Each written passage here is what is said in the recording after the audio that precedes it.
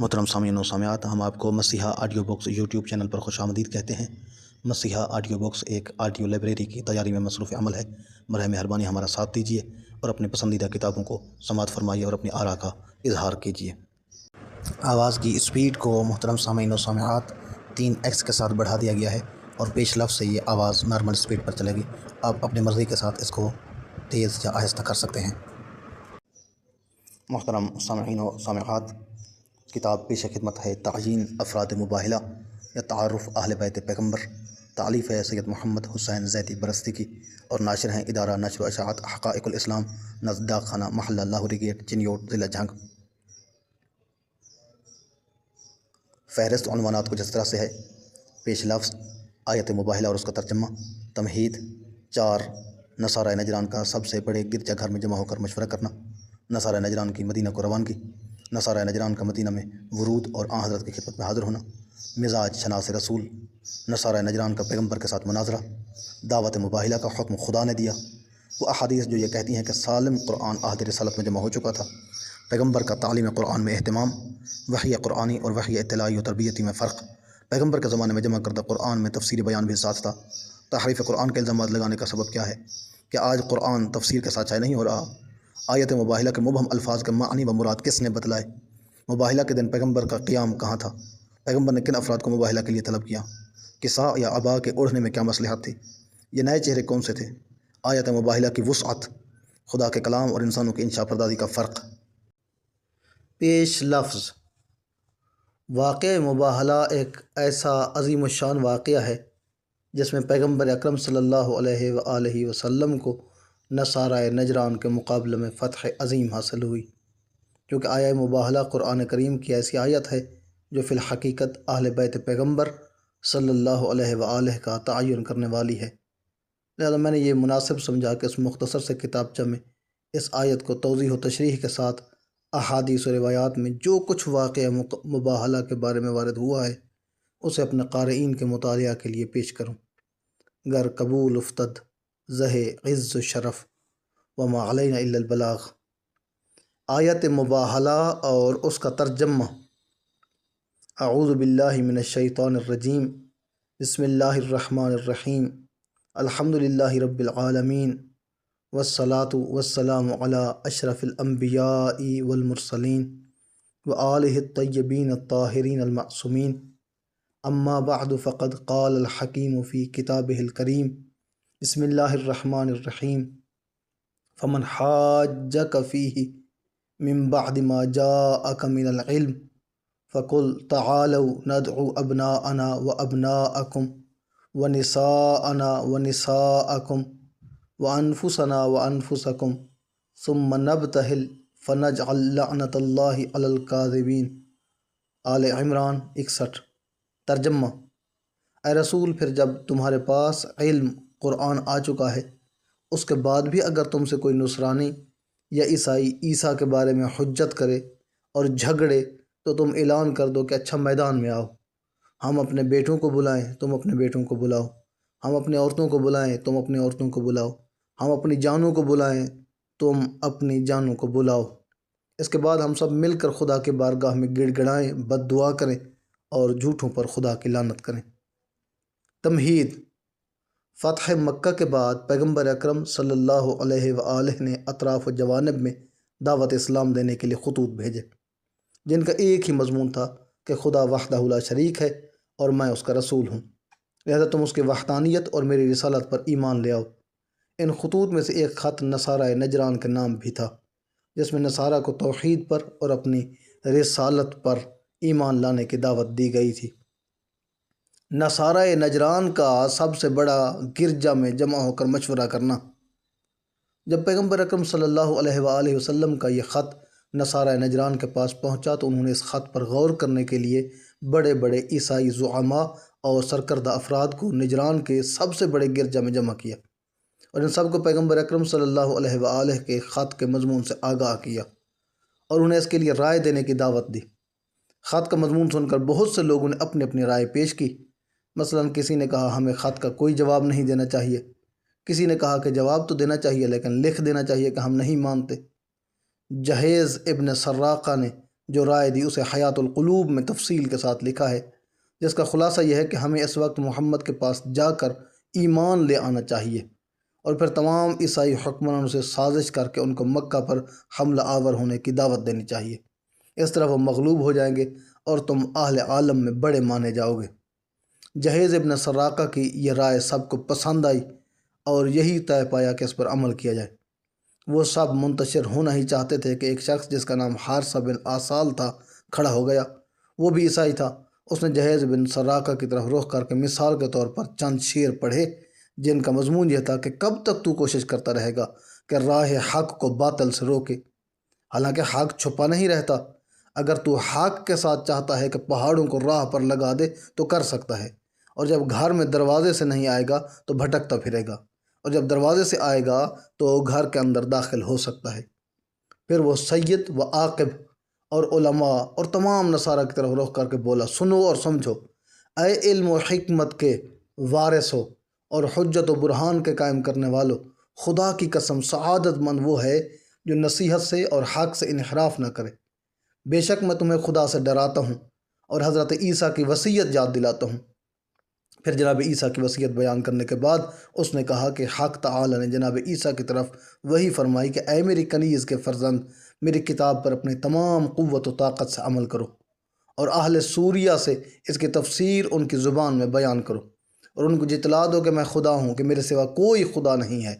میں ہوں ہمیشہ سے زندہ کہ کبھی نہ مروں گا، اپنے ذات سے قائم ہوں، میں ہی وہ خدا ہوں کہ تمام عالمین کو عدم سے میں نے بغیر کسی اصل و مادہ کے پیدا کیا ہے، میں ہوں ہمیشہ باقی رہنے والا کہ زوال نہیں رکھتا اور ایک حال سے دوسرے حال پر منتقل نہیں ہوتا۔ بے شک میں نے اپنے رسولوں کو بھیجا اور اپنے رحمت سے ہدایت خلق کے لیے کتاب نازل کی تاکہ ان کو گمراہی سے بچاؤں۔ پھر یقیناً پیغمبروں میں سے سب سے ذی عزت احمد کو بھیجوں گا، جس کا میں نے تمام خلائق میں انتخاب کیا ہے، جو میرا بندہ ہے اور دوست ہے۔ اس کو اس وقت بھیجوں گا جب کہ دنیا ہادی سے خالی ہوگی، اور اس کو اس کے محل ولادت کوہ فاران سے مبعوث کروں گا جو کہ مکہ معظمہ میں ہے، اور اس کے پدر ابراہیم کا مقام ہے، اور ایک نور اس کے لیے بھیجوں گا جس سے نابینا آنکھوں کو، بہرے کانوں کو اور نادان دلوں کو روشنی حاصل ہوگی۔ کیا کہنا ہے اس کی خوش نصیبی کا جو اس کے زمانہ میں ہو اور اس کی باتوں کو سنے، اس پر ایمان لائے اور اس کی شریعت اور کتاب کی پیروی کرے۔ تو اے عیسیٰ، جب اس پیغمبر کو یاد کرو تو اس پر صلوات بھیجو، کیونکہ میں اور میرے تمام فرشتے اس پر صلوات بھیجتے ہیں۔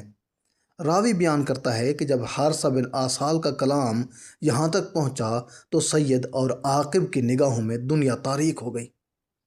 کیونکہ وہ پسند نہیں کرتے تھے کہ جناب عیسیٰ کی یہ وصیت اس مجمع میں بیان کی جائے۔ حیات القلوب جلد دوم صفحہ 762 اور 763۔ نصارہ نجران کی مدینہ کو روان کی۔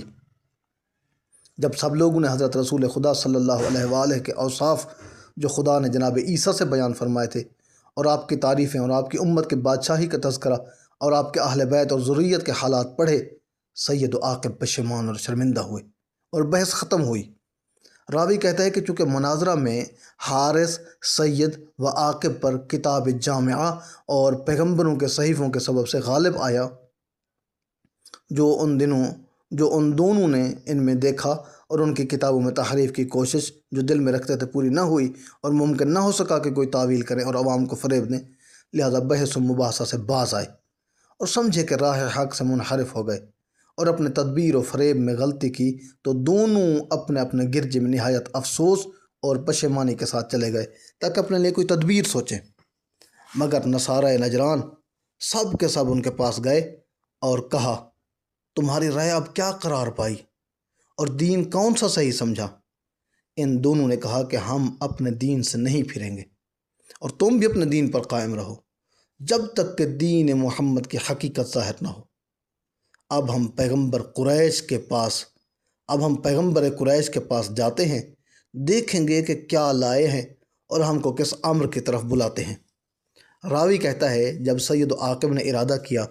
کہ آن حضرت کی خدمت میں مدینہ منورہ جائیں، ان کے ساتھ نجران کے 14 سربر آوردہ شخص اور 70 اشخاص سرداروں میں سے بنی حارث بن کعب سے روانہ ہوئے۔ حیات القلوب جلد دوم صفحہ 780۔ نصارہ نجران کا مدینہ میں ورود اور آن حضرت صلی اللہ علیہ وآلہ کی خدمت میں حاضر ہونا۔ جب وہ لوگ مدینہ کے قریب پہنچے، سید عاقب نے چاہا کہ اپنی زینت و شوکت مہا اپنی جماعت کے مسلمانوں کی نظروں میں ظاہر کریں، لہذا اپنے ہمراہیوں سے کہا کہ اپنی سواریوں سے اترو اور سفر کے لباس اتار دو، نہاؤ دھو پھر چلو۔ وہ لوگ وہیں ٹھہرے اور نہایت قیمتی لباس یمنی ریشم کے زیب جسم کیے اور مشک سے اپنے کو معطر کیا اور اپنے گھوڑوں پر سوار ہوئے، نیزوں کو اپنے ہاتھوں میں لیا اور نہایت ترتیب اور ضابطہ کے ساتھ روانہ ہوئے۔ حیات القلوب جلد دوم صفحہ 781۔ وہ لوگ نماز عصر کے وقت مدینہ میں پہنچے، ریشمی لباس اور نفیس کپڑے پہنے ہوئے حضرت کی خدمت میں حاضر ہوئے کہ اہل عرب میں کوئی ایسی آراستگی کے ساتھ نہ آیا تھا، اور سلام کیا۔ آپ نے اس کا جواب نہ دیا اور نہ ان سے گفتگو کی۔ وہ وہاں سے حضرت عثمان اور عبد الرحمن بن عوف کے پاس آئے، اس لیے کہ ان سے پہلے ملاقات تھی، اور کہا کہ تمہارے پیغمبر نے ہم کو خط لکھا، ہم نے ان کی خواہش منظور کی اور آئے، اب وہ ہمارے سلام کا جواب نہیں دیتے اور نہ ہم سے کلام کرتے ہیں۔ وہ ان کو امیر المؤمنین کے پاس لائے اور اس بارے میں حضرت سے مشورہ کیا۔ جناب امیر نے فرمایا کہ یہ ریشمی کپڑے اور سونے کی انگوٹھی اتار دو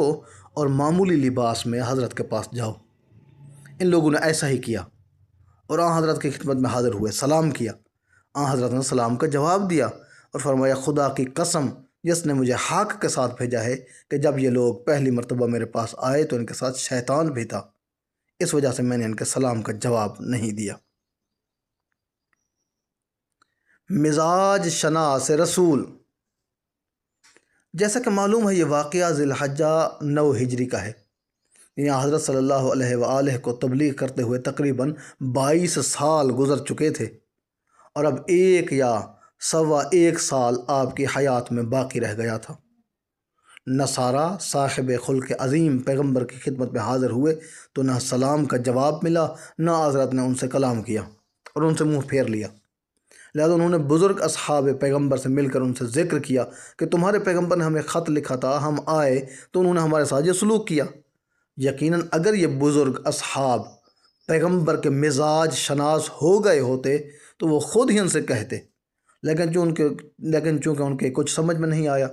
لہذا وہ ان کو امیر المؤمنین علی ابن ابی طالب علیہ السلام کی خدمت میں لے گئے۔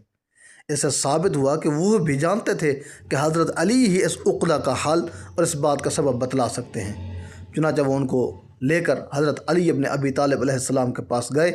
اور صورتحال ان سے بیان کی، تو حضرت علی نے فرمایا کہ کیا تم اسی لباس میں گئے تھے؟ انہوں نے کہا ہاں۔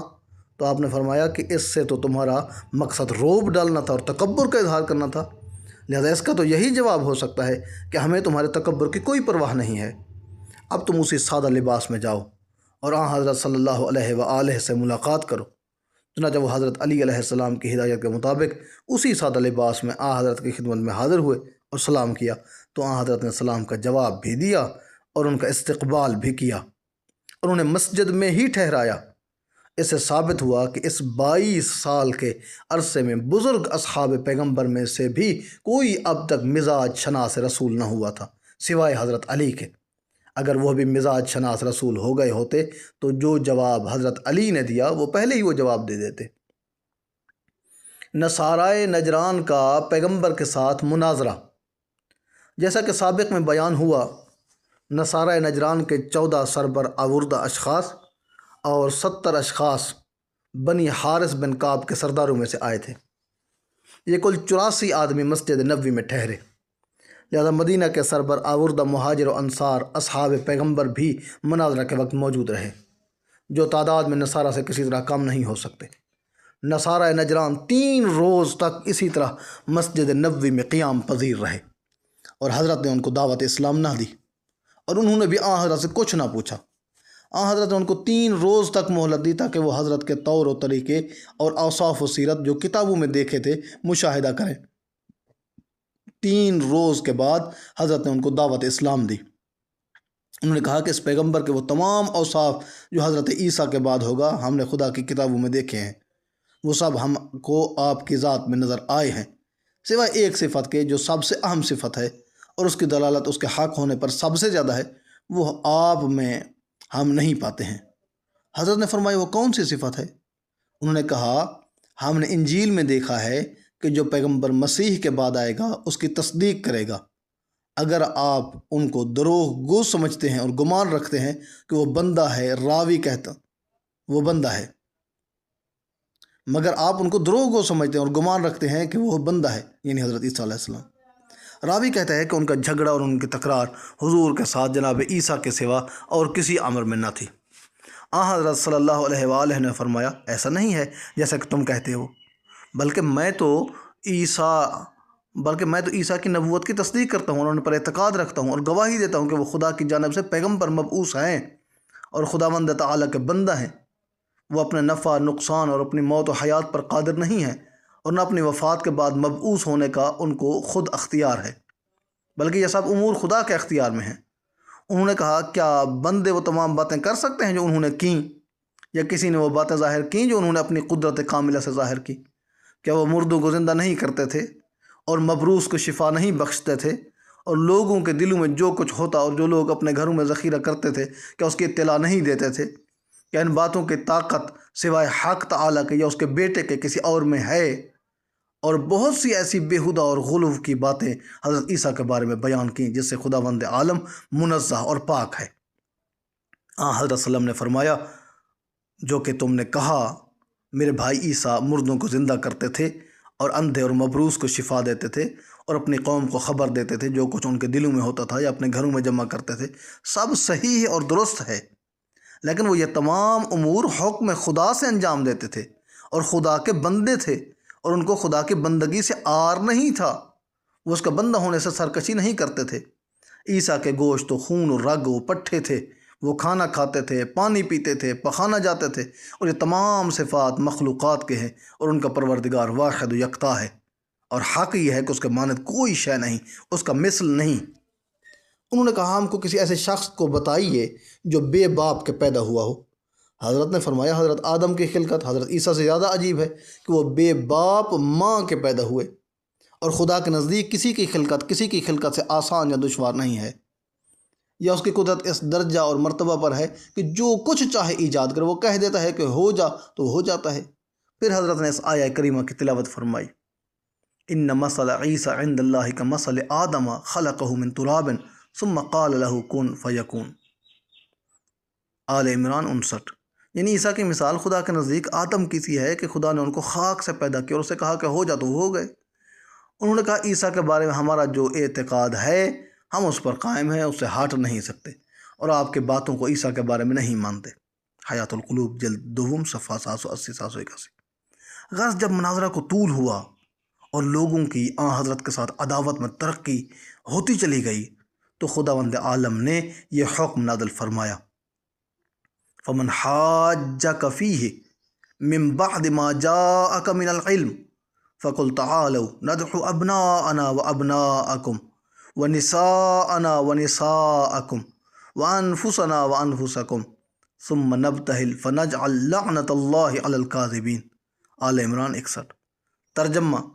اے رسول جو بھی تمہارے ساتھ عیسیٰ کے بارے میں علم و بینہ اور دلائل آ جانے کے بعد جو تمہارے پاس آ چکے جھگڑا کرتا ہے تو اس سے کہہ دو کہ ہم اپنے بیٹوں کو بلائیں تم اپنے بیٹوں کو بلاؤ، اور ہم اپنی عورتوں کو بلائیں تم اپنی عورتوں کو بلاؤ، اور ہم اپنے نفسوں کو بلائیں تم اپنے نفسوں کو بلاؤ۔ اس کے بعد ہم سب خدا کی بارگاہ میں بد دعا کریں اور جھوٹوں پر خدا کی لعنت کریں۔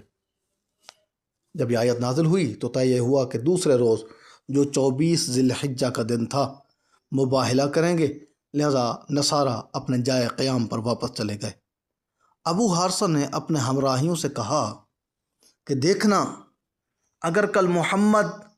اپنی اولاد اور اہل بیت کو لے کر آئیں تو عذاب الہی سے ڈرو اور ان سے مباہلہ مت کرو، اور اگر اپنے اصحاب اور پیروی کرنے والوں کے ساتھ آئیں تو کچھ پرواہ نہ کرنا اور مباہلہ کر لینا۔ حیات القلوب جلد دوم صفحہ 754۔ دعوت مباہلہ کا حکم خدا نے دیا۔ واقع مباہلہ میں غور کرنے والوں کے لیے بہت سی باتیں قابل غور ہیں۔ اس دعوت مباہلہ سے پہلے پیغمبر اکرم صلی اللہ علیہ وآلہ اور نصارہ نجران کے درمیان مناظرہ ہوتا رہا، اور اس میں حضرت عیسیٰ کی پیدائش کے بارے میں جواب بھی وحی کے ذریعہ خدا نے ہی دیا کہ اللہ کے نزدیک عیسیٰ کی مثال آدم جیسی ہے۔ عیسیٰ تو صرف بغیر باپ کے ہی پیدا ہوئے تھے، اور آدم علیہ السلام کے نہ تو کوئی باپ تھا اور نہ کوئی ماں تھی، لہذا وہ خدا جو بغیر ماں اور باپ کے پیدا کر سکتا ہے وہ بغیر باپ کے بھی تو پیدا کر سکتا ہے۔ یہ جواب خود خدا نے دیا تھا، اگرچہ پیغمبر اکرم صلی اللہ علیہ وآلہ کی زبان مبارک سے بیان کر دیا گیا ان مثل عیسیٰ عند اللہ کا مثل آدم الی آخر، یعنی عیسیٰ کی مثال اللہ کے نزدیک آدم جیسی ہے۔ اس علم، بینہ اور دلیل کے آ جانے کے بعد بھی جب وہ نہ مانے تو مباہلہ کی دعوت کا اعلان بھی خود خدا ہی نے کر دیا کہ اگر وہ علم و بینہ و دلیل آ جانے کے بعد بھی تم سے جھگڑتے ہیں تو ان سے کہہ دو فَقُلْ تَعَالَوْا نَدْعُ أَبْنَاءَنَا وَأَبْنَاءَكُمْ وَنِسَاءَنَا وَنِسَاءَكُمْ وَأَنفُسَنَا وَأَنفُسَكُمْ ثُمَّ نَبْتَهِلْ إِلَى آخِرِ الآیہ۔ اے رسول تم ان سے کہہ دو کہ آؤ ہم اپنے بیٹوں کو بلائیں، تم اپنے بیٹوں کو بلاؤ، ہم اپنی عورتوں کو بلائیں، تم اپنی عورتوں کو بلاؤ، ہم اپنے نفسوں کو بلائیں، تم اپنے نفسوں کو بلاؤ، پھر ہم مباہلہ کریں۔ یہ آیت مسجد نبوی میں نصارہ نجران کے پیغمبر کے ساتھ مناظرے کے بعد نازل ہوئی، جہاں پر 84 سربراہان و سرداران نصارہ موجود تھے، اور مسجد نبوی مدینہ میں تھی، جہاں مدینہ کے بہت سے مہاجر و انصار اور غیر مہاجر و انصار اصحاب رسول بھی مناظرے کا حال دیکھنے کے لیے موجود تھے، اور جو کچھ نصارہ نجران سوال کر رہے تھے اور جو کچھ پیغمبر اکرم جواب دے رہے تھے اسے وہ سب سن رہے تھے، اور ازدواج پیغمبر کے تمام حجرے بھی مسجد نبوی کے ساتھ ہی تھے، لہذا پیغمبر کی طرف سے یہ اعلان مباہلہ یا دعوت مباہلہ جو خدا کے حکم سے نازل ہوا تھا تمام اصحاب و ازدواج نے سنا تھا، اور اس اعلان مباہلہ اور دعوت مباہلہ کے الفاظ بھی خدا کے ہی تھے، یعنی یہ حکم کلام الہی کی صورت میں نازل ہوا تھا، جسے پیغمبر لکھواتے بھی تھے، پڑھاتے بھی تھے، تلاوت بھی کرتے تھے اور تعلیم بھی دیتے تھے، لہذا اس بات کا سب کو علم تھا کہ مباہلہ ہونا ٹھہر گیا ہے، اور اس میں پیغمبر نے خدا کے حکم سے ابنا انا کو لے جانا ہے اور نساء انا کو لے جانا ہے اور انفسنا کو لے جانا ہے، اور یہ بات سب جانتے تھے کہ پیغمبر اکرم صلی اللہ علیہ وآلہ وسلم کا کوئی صلبی بیٹا نہیں ہے، اور بعض احادیث و روایات میں پیغمبر اکرم صلی اللہ علیہ وآلہ سے یہ روایت صحیح سند کے ساتھ روایت ہوئی ہے کہ پیغمبر اکرم صلی اللہ علیہ وآلہ اس امت کے بمنزلہ باپ کے ہیں، اور بعض آیات قرآنی کی وضاحت اور تفسیر کے طور پر بھی پیغمبر کے لیے باپ کے الفاظ نازل ہوئے تھے، یعنی پیغمبر کی اطاعت و فرمانبرداری اس امت پر اسی طرح فرض ہے جس طرح اولاد پر باپ کی اطاعت و فرمانبرداری فرض ہوتی ہے، جیسا کہ شیخ الاسلام حضرت مولانا شبیر احمد عثمانی نے اپنی تفسیر میں آیت قرآنی النبی اولا بالمؤمنین من انفسہم وازواجہم امہاتہم کی تفسیر میں لکھا کہ مومن کا ایمان اگر غور سے دیکھا جائے تو ایک شعاع ہے اس نور اعظم کی جو آفتاب نبوت سے پھیلتا ہے۔ آفتاب نبوت پیغمبر اسلام علیہ الصلاۃ والسلام ہوئے، بنابراین مومن من حیث مومن اگر اپنی حقیقت سمجھنے کے لیے حرکت فکری شروع کر دے تو اپنی ایمانی ہستی سے بیشتر اس کو پیغمبر کی معرفت حاصل کرنا پڑے گی۔ اس اعتبار سے کہہ سکتے ہیں کہ نبی کا وجود مسعود خود ہماری ہستی سے بھی زیادہ نزدیک ہے، اور اگر اس روحانی تعلق کی بنا پر کہہ دیا جائے کہ مؤمنین کے حق میں نبی بمنزلہ باپ کے بلکہ اس سے بھی بمراتب بڑھ کر ہے تو بالکل بجا ہوگا۔ چنانچہ سنن ابی داؤد میں انما انا لکم بمنزلۃ الوالد اور ابی ابن قاب وغیرہ کی قراءت میں آیت ھذا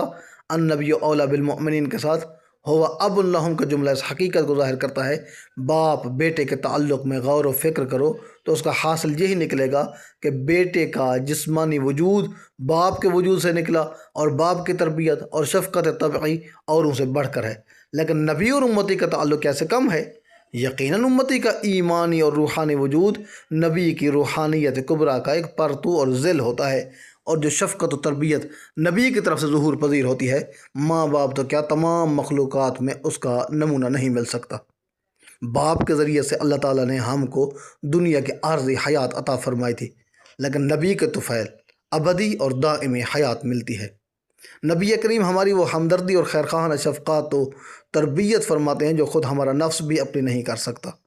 اسی لیے پیغمبر کو ہماری جان و مال میں تصرف کرنے کا وہ حق پہنچتا ہے جو دنیا میں کسی کو حاصل نہیں۔ حضرت شاہ صاحب لکھتے ہیں نبی نائب ہے اللہ کا، اپنی جان و مال میں اپنا تصرف نہیں چلتا ہے، اور اپنی جان دہکتی ہوئی آگ میں ڈالنا روا نہیں، اور اگر نبی حکم دے دے تو فرض ہو جائے، ان حقائق پر نظر کرتے ہوئے احادیث میں فرمایا کہ تم میں کوئی آدمی مؤمن نہیں ہو سکتا جب تک میں اس کے نزدیک باپ، بیٹے اور سب آدمی ہوں، بلکہ اس کی جان سے بھی بڑھ کر محبوب نہ ہو جاؤں۔ تفسیر عثمانی۔ جناب مولانا شبیر احمد عثمانی کے اس تفسیر سے ثابت ہے کہ مستند حدیث کی کتابوں میں صحیح سند کے ساتھ پیغمبر اکرم صلی اللہ علیہ وآلہ کو بمنزلہ باپ کے کہا گیا ہے۔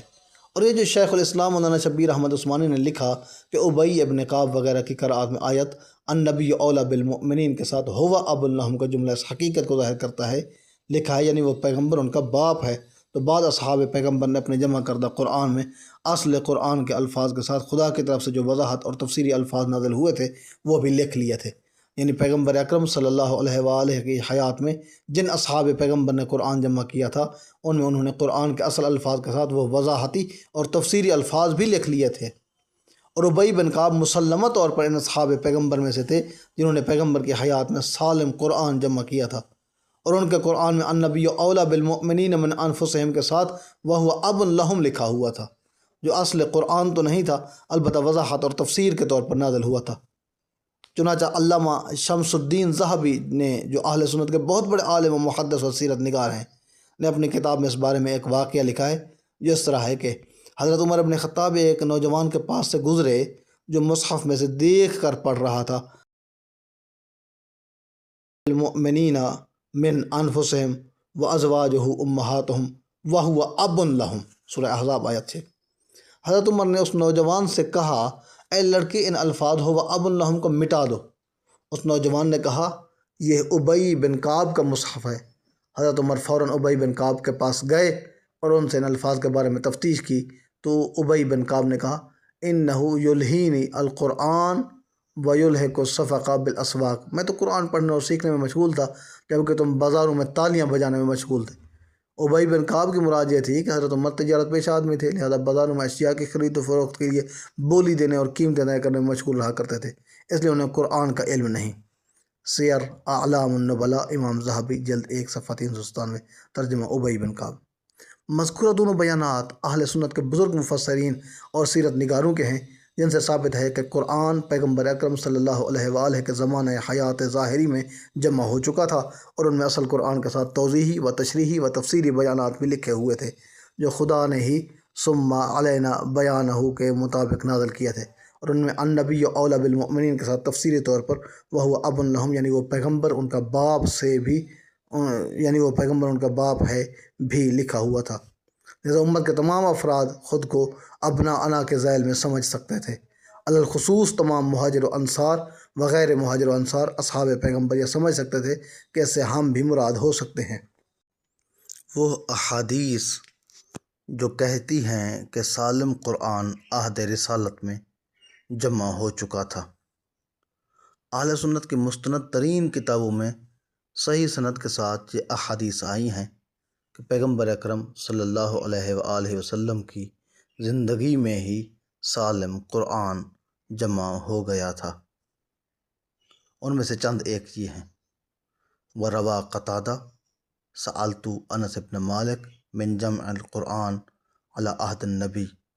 قَالَ أَرْبَعَةٌ كُلُّهُمْ مِنْ أَنْصَارِ أُبَيْ بن کعب ومعاذ بن جبل وزید بن ثابت وابو زید، صحیح بخاری باب القراء من اصحاب النبی، جلد 6 صفحہ 202۔ قتادہ روایت کرتے ہیں کہ میں نے انس بن مالک سے پوچھا کہ عہد پیغمبر صلی اللہ علیہ وآلہ میں سالم قرآن کس نے جمع کیا تھا، تو انہوں نے کہا کہ وہ 4 تھے جو کل کے کل انصار سے تھے: ابی بن کعب، معاذ بن جبل، زید بن ثابت و ابو زید۔ صحیح بخاری میں ہی ایک دوسری روایت میں اس طرح آیا ہے: وَرَوَى ذکر عبداللہ بن عمر و عبداللہ بن مسعود فقال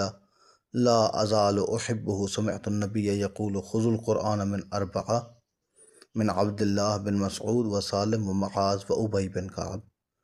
راوی کہتا ہے کہ میں نے پیغمبر اکرم صلی اللہ علیہ وآلہ وسلم سے سنا کہ قرآن کو 4 آدمیوں سے حاصل کرو: عبداللہ بن مسعود و سالم و معاذ و ابی بن کعب۔ اسی طرح سے طبرانی و ابن عساکر سے روایت ہے، انہوں نے کہا کہ قرآن عہد رسول اللہ میں 6 اصحاب پیغمبر نے جمع کر لیا تھا۔ وہ 6 کے 6 انصاری تھے: ابی بن کعب، زید بن ثابت، معاذ بن جبل، ابو درداء، سعید بن عبید اور ابو زید۔ تعجب ہے کہ ان حضرات نے پیغمبر کے سامنے جامعین قرآن میں انصار کا نام تو لکھا ہے، جو ہر صورت میں پیغمبر کی بعثت کے 13 سال بعد اسلام لائے، لیکن اپنے عناد کی وجہ سے حضرت علی علیہ السلام کا نام لکھنے سے پہلو تہی کر گئے، حالانکہ یہ بات خود اہل سنت کے ہی بزرگ علماء نے لکھی ہے کہ سب سے پہلے جامع قرآن حضرت علی علیہ السلام تھے۔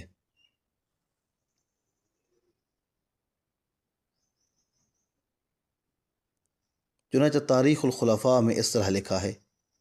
واحد من جمع القرآن فعرضہ علی رسول اللہ صلی اللہ علیہ وآلہ۔ حضرت علی ان افراد میں سے تھے جنہوں نے قرآن جمع کیا تھا اور اسے رسول اللہ صلی اللہ علیہ وآلہ وسلم کے سامنے پیش کیا تھا۔ تاریخ الخلفاء صفحہ 117 طبع کانپور۔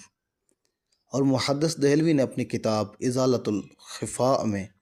اس طرح لکھا ہے کہ ترجمہ: حضرت علی کا حصہ علوم دینیہ کے زندہ کرنے میں یہ بھی ہے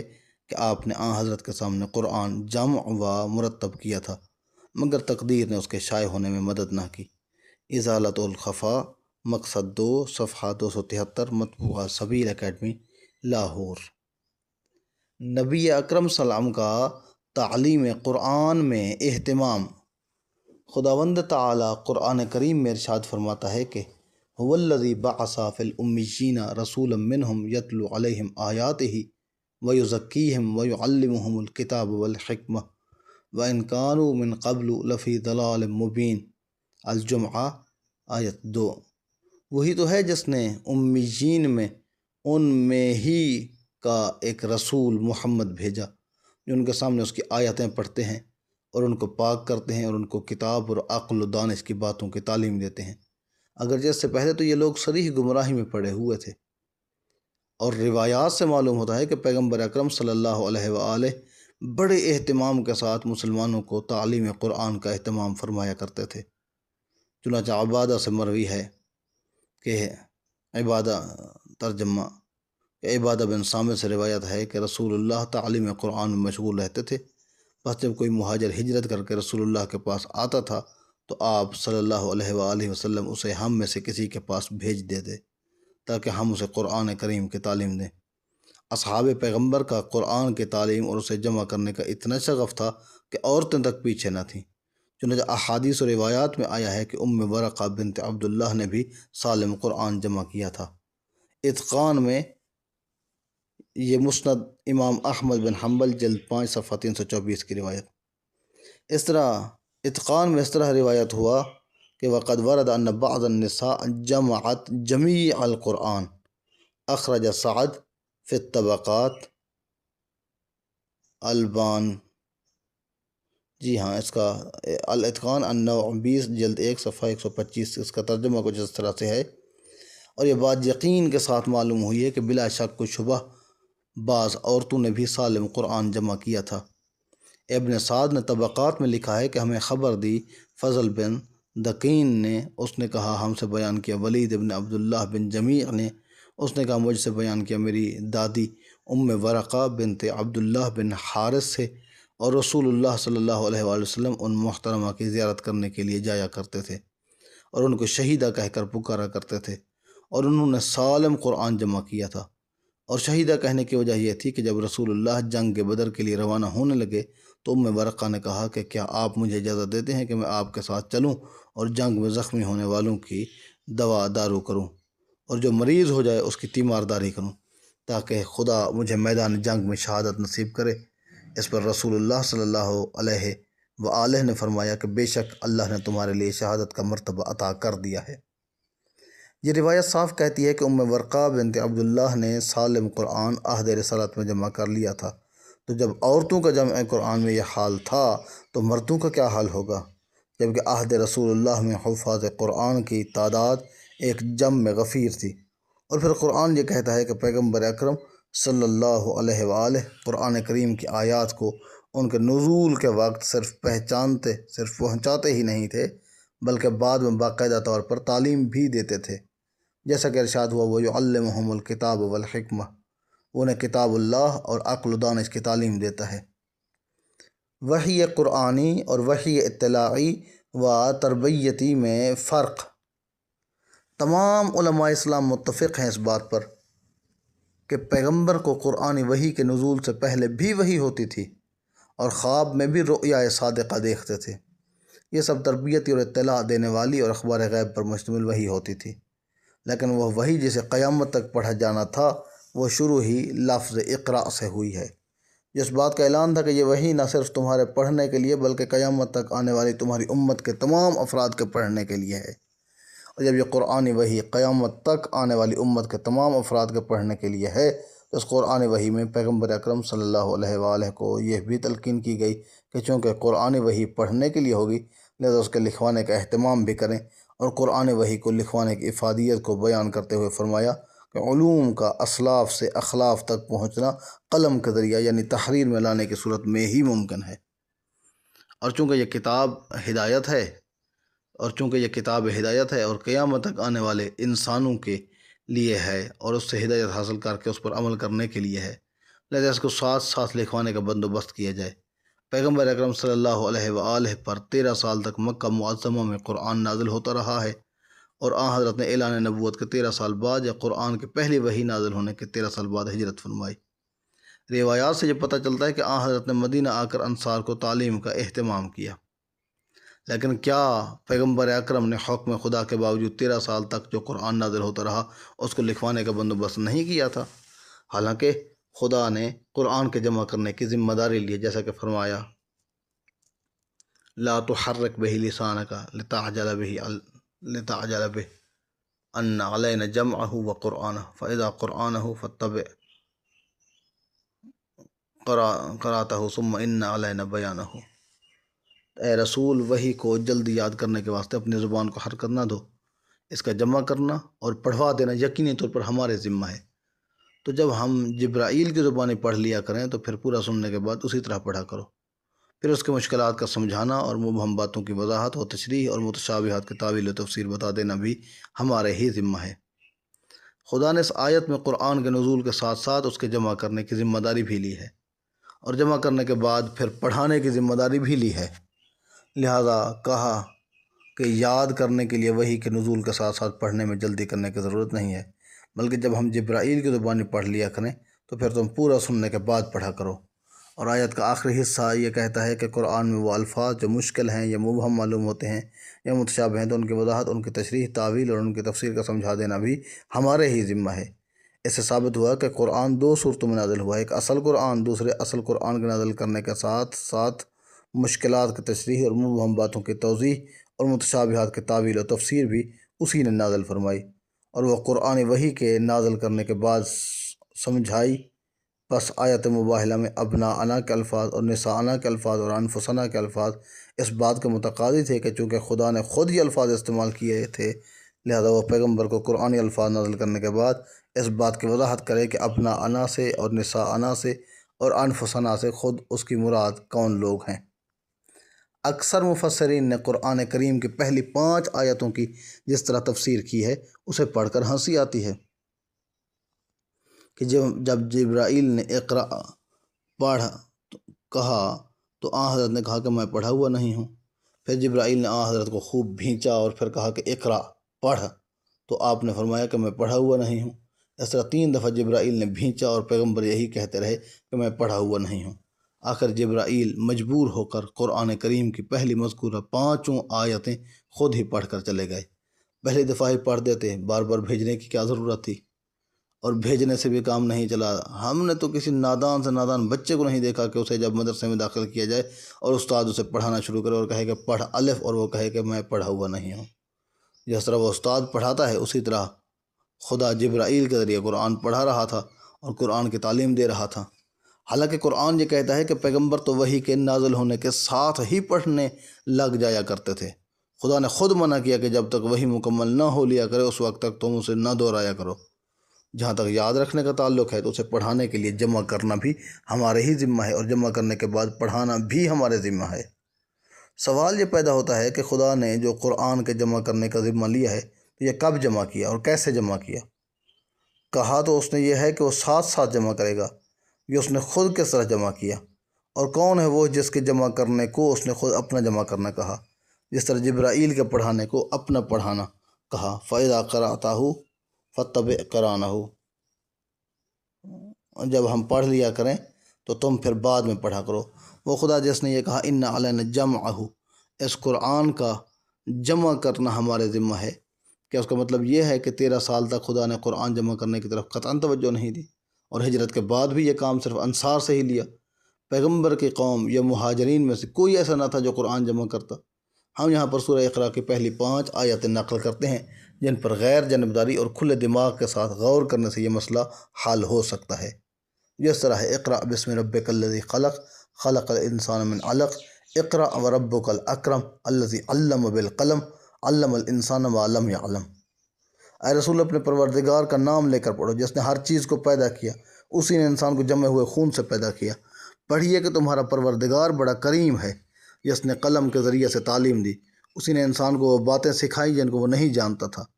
ان آیات میں خدا نے پڑھنا تو پیغمبر کو سکھا دیا، لیکن قلم کے ذریعے یہ لکھنا کس کو سکھایا؟ جیسے کہ اس نے فرمایا الذی علم بالقلم علم الانسان ما لم یعلم۔ قرآن یہ کہتا ہے کہ پیغمبر نے قرآن کے نازل ہونے سے پہلے کوئی کتاب نہیں پڑھی تھی۔ پیغمبر نے سب سے پہلے جو کتاب پڑھی وہ قرآن ہے، جسے خدا نے جبرائیل کے ذریعے خود پڑھایا۔ اسی طرح لکھنا بھی نہیں جانتے تھے، جیسا کہ خود خدا نے گواہی دی کہ وما كنت تعلو من قبلہ من کتاب ولا تخطہ بیمینک اذا لارتاب المبطلون۔ ترجمہ: رسول قرآن سے پہلے تو نہ تم کوئی کتاب ہی پڑھتے تھے اور نہ تم اپنے ہاتھ سے کچھ لکھا کرتے تھے۔ اگر ایسا ہوتا تو یہ جھوٹے لوگ ضرور تمہاری نبوت میں شک کرتے، بلکہ اگر پیغمبر لکھنا جانتے ہوتے تو کفار و مشرکین ضرور یہ کہتے کہ یہ کتاب خود اس نے اپنے آپ لکھی ہے، تو پھر یہ قلم سے لکھنا خدا نے کس کو سکھایا؟ یہ بات اہل بیت کے گھرانے سے ہی معلوم ہو سکتی ہے، اور اس مشکل کا حل اہل بیت پیغمبر ہی کر سکتے ہیں۔ چنانچہ تفسیر قمی میں آیا ہے کہ امام محمد باقر علیہ السلام نے فرمایا کہ اس کا مطلب یہ ہے کہ جناب علی مرتضیٰ کو آپ کی خاطر سے فن کتابت سکھایا جو وہ نہیں جانتے تھے۔ اسی وجہ سے امیر المؤمنین علی ابن ابی طالب علیہ السلام نے ایک دفعہ طلحہ کو مخاطب کر کے فرمایا تھا کہ یا طلحہ ان کل آیت انزلہ اللہ تعالی علی محمد صلی اللہ علیہ وآلہ عندی باملاء رسول اللہ و بخط یدی و تعویل کل آیت انزلہ اللہ تعالی علی محمد و کل حلال و حرام او حد او حکم او شیء یحتاج الیہ الامہ یحتاج الیہ الامۃ الی یوم القیامہ فہو عند مکتوب باملاء رسول اللہ و بخط یدی۔ مقدمہ تفسیر البرہان صفحہ 27۔ ترجمہ: اے طلحہ بلا شبہ کل آیتیں جو اللہ تعالیٰ نے محمد صلی اللہ علیہ وآلہ وسلم پر نازل کی ہیں وہ رسول اللہ کی املا اور میرے ہاتھ کے خط سے لکھی ہوئی میرے پاس موجود ہیں، اور تمام آیتوں کی تعویل جو اللہ تعالیٰ نے محمد صلی اللہ علیہ وآلہ پر نازل فرمائی ہیں، اور کل حرام اور حلال اور حدود اور احکام اور ہر وہ چیز جس کی امت کو قیامت تک ضرورت ہو وہ میرے پاس لکھی ہوئی موجود ہے، رسول اللہ کی املا اور میرے ہاتھ کے خط سے۔ رسول اللہ بولتے جاتے تھے اور میں لکھتا جاتا تھا۔ اور یہ بات مسلمات تاریخیہ سے ہے کہ صلح حدیبیہ کا عہد نامہ حضرت علی علیہ السلام نے لکھا تھا، بس حضرت علی لکھنا جانتے تھے تو صلح حدیبیہ کا عہد نامہ آپ نے لکھا۔ اور یہ بات بھی مسلمہ ہے کہ پیغمبر کے پاس جو بھی علم تھا وہ خدا کا عطا کردہ تھا، اور حضرت علی علیہ السلام کے پاس جو بھی علم تھا وہ پیغمبر کا عطا کردہ تھا، اور پیغمبر لکھنا جانتے نہ تھے، بس حضرت علی کو یہ لکھنا کس نے سکھایا؟ یقیناً جس نے پیغمبر کو قرآن پڑھنا سکھایا اسی نے علی کو لکھنا سکھایا۔ الذی علم بالقلم علم الانسان ما لم یعلم، تاکہ پیغمبر املا کراتے جائیں اور علی لکھتے جائیں، اور اس طرح ان علینا جمعہ خدا کی قرآن کے لکھنے کی ذمہ داری پوری ہو جائے۔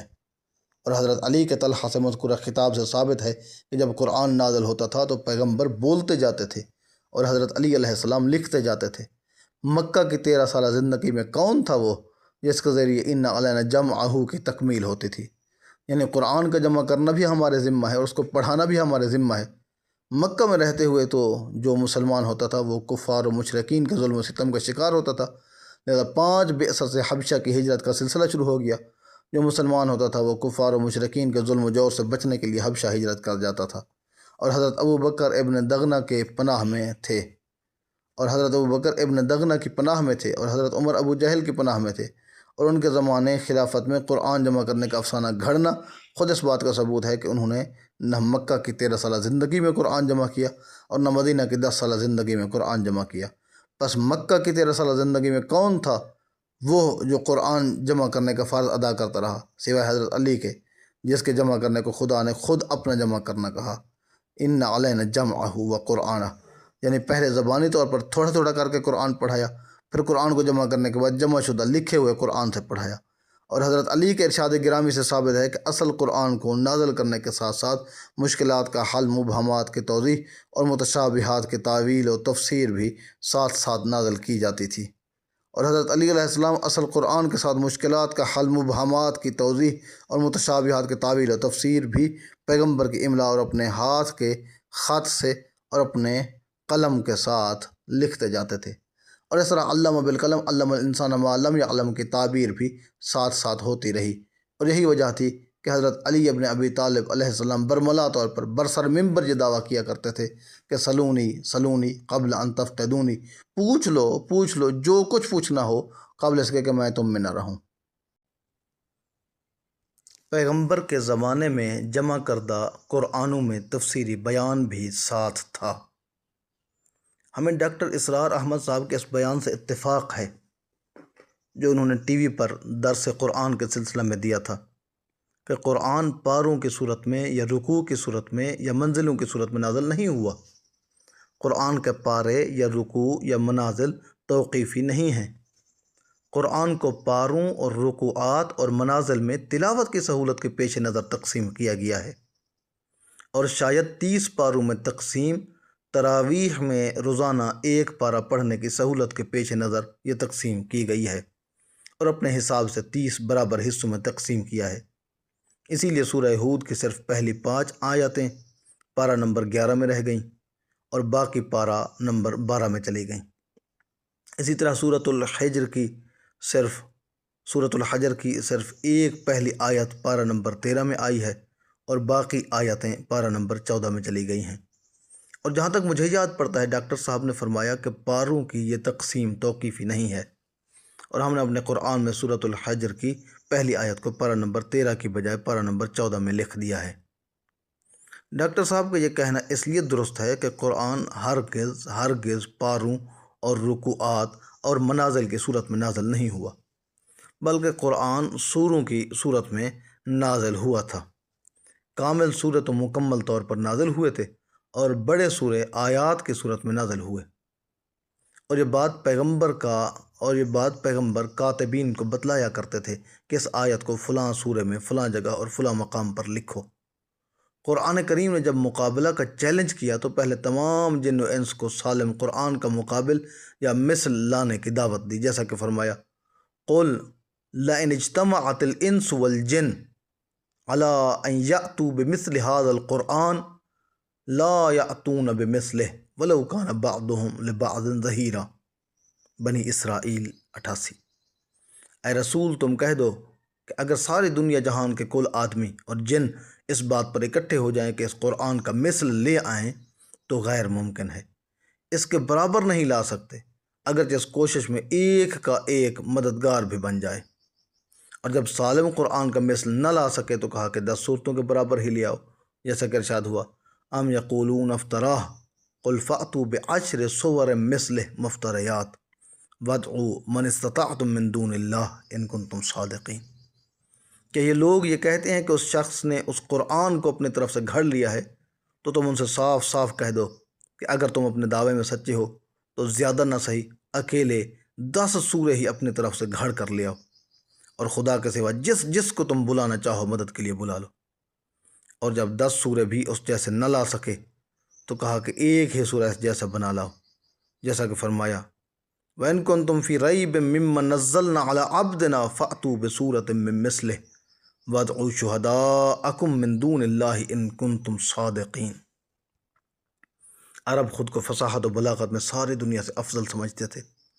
اور 7 قصیدے لکھ کر جنہیں وہ 7 معلقات کہتے تھے خانہ کعبہ کے دیوار پر لٹکائے ہوئے تھے کہ کوئی ان جیسا لکھ کر تو لائے۔ پیغمبر نے ان قصیدوں کے ساتھ ایک چھوٹی سی سورہ جو صرف 3 آیتوں پر مشتمل تھی ان کے مقابل میں لٹکا دی، جو اس طرح ہے: انا اعطیناک الکوثر فصل لربک وانحر ان شانئک هو الابتر۔ اے رسول،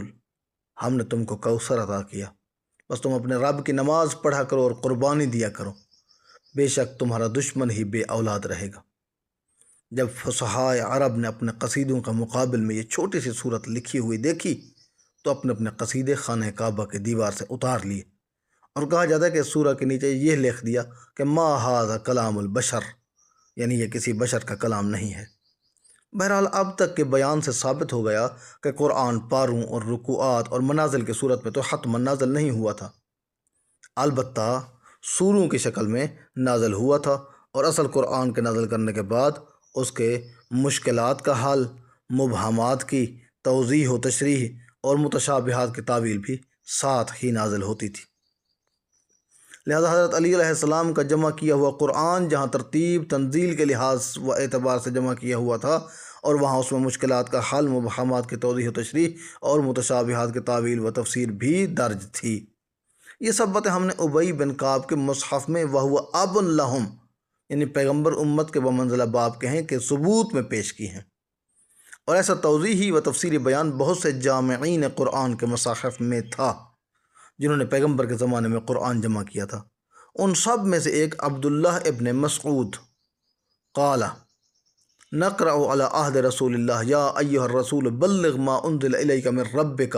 ان علیا مولی المؤمنین وَإِن لَمْ تَفْعَلْ فَمَا بَلَّغْتَ رِسَالَتَهُ۔ عبداللہ ابن مسعود رضی اللہ تعالی عنہ مروی ہیں کہ انہوں نے کہا کہ ہم رسول اللہ صلی اللہ علیہ وآلہ کے عہد مبارک میں اس آیت کو اس طرح پڑھتے تھے: یا ایھا الرسول بلغ ما انزل الیک من ربک ان علیا مولا بالمؤمنین الی آخر۔ اے رسول، اس امر کو پہنچا دو جو آپ کے رب کی طرف سے آپ کی طرف بھیجا گیا ہے کہ علی مؤمنین کا مولا ہے۔ اگر آپ نے یہ نہ کیا تو آپ نے اپنی رسالت کا کوئی حق ادا نہیں کیا۔ تفسیر در منصور جلد 2 صفحہ 298، تفسیر فتح القدیر جلد 2 صفحہ 57، تفسیر مظہری جلد 3 صفحہ 153۔ اس آیت کے درمیان میں ان علی مولا بالمؤمنین وضاحت اور تفسیر کے طور پر خدا نے ہی نازل فرمایا تھا۔ حضرت علی علیہ السلام کے قرآن سے نہ صحیح، اگر عبداللہ ابن مسعود کے قرآن سے ہی اصل قرآن کے ساتھ علیحدہ طور پر جس سے یہ نمایاں ہو سکے کہ یہ توضیح و تفسیر ہے، نقل کرا دیتے، جیسا کہ آج تفاسیر میں ہو رہا ہے۔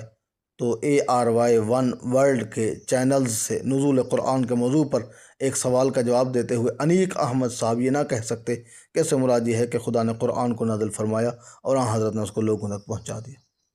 اور آیات کی خدائی مراد سے مسلمانوں کو محروم رکھنے کے لیے ہی قرآن سے ان تفسیری بیانات کو محو کرایا گیا تھا، تاکہ جس کا جو دل چاہے اپنے رائے اور اپنے مرضی سے قرآن کی تفسیر کرتا رہے۔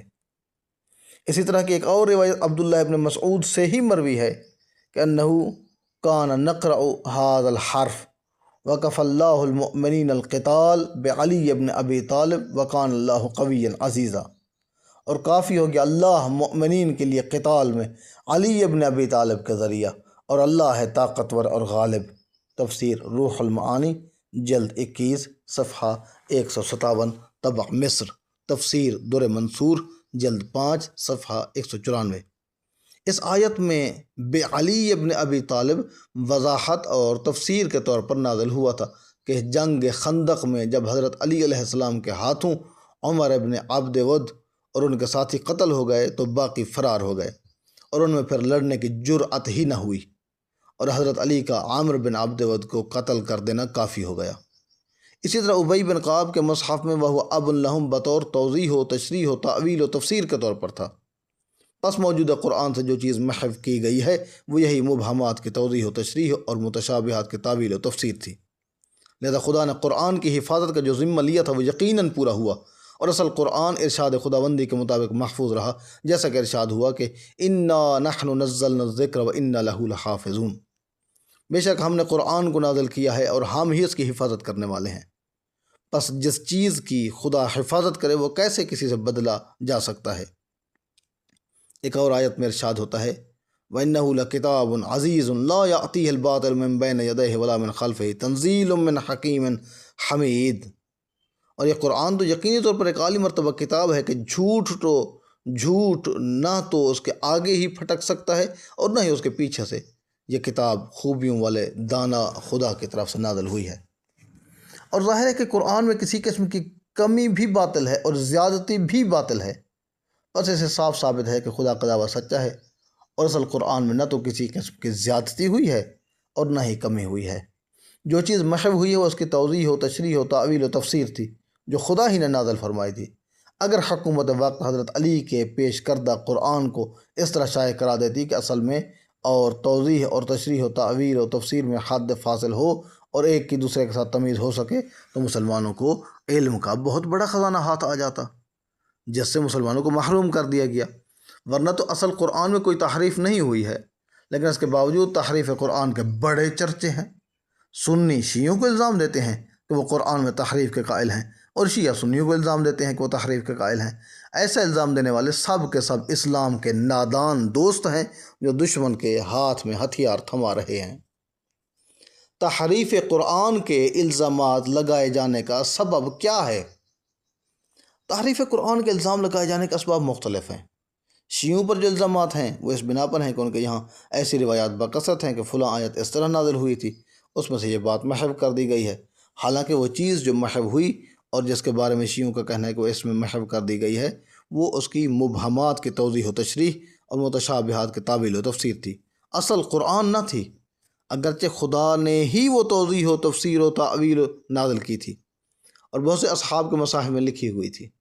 جنہوں نے پیغمبر کے زمانہ میں قرآن جمع کیا تھا، جیسا کہ ابی بن کعب کے مصحف میں وَهُوَ أَبٌ لَهُمْ اور عبداللہ بن مسعود کے قرآن ان علی مولا المؤمنین تھا۔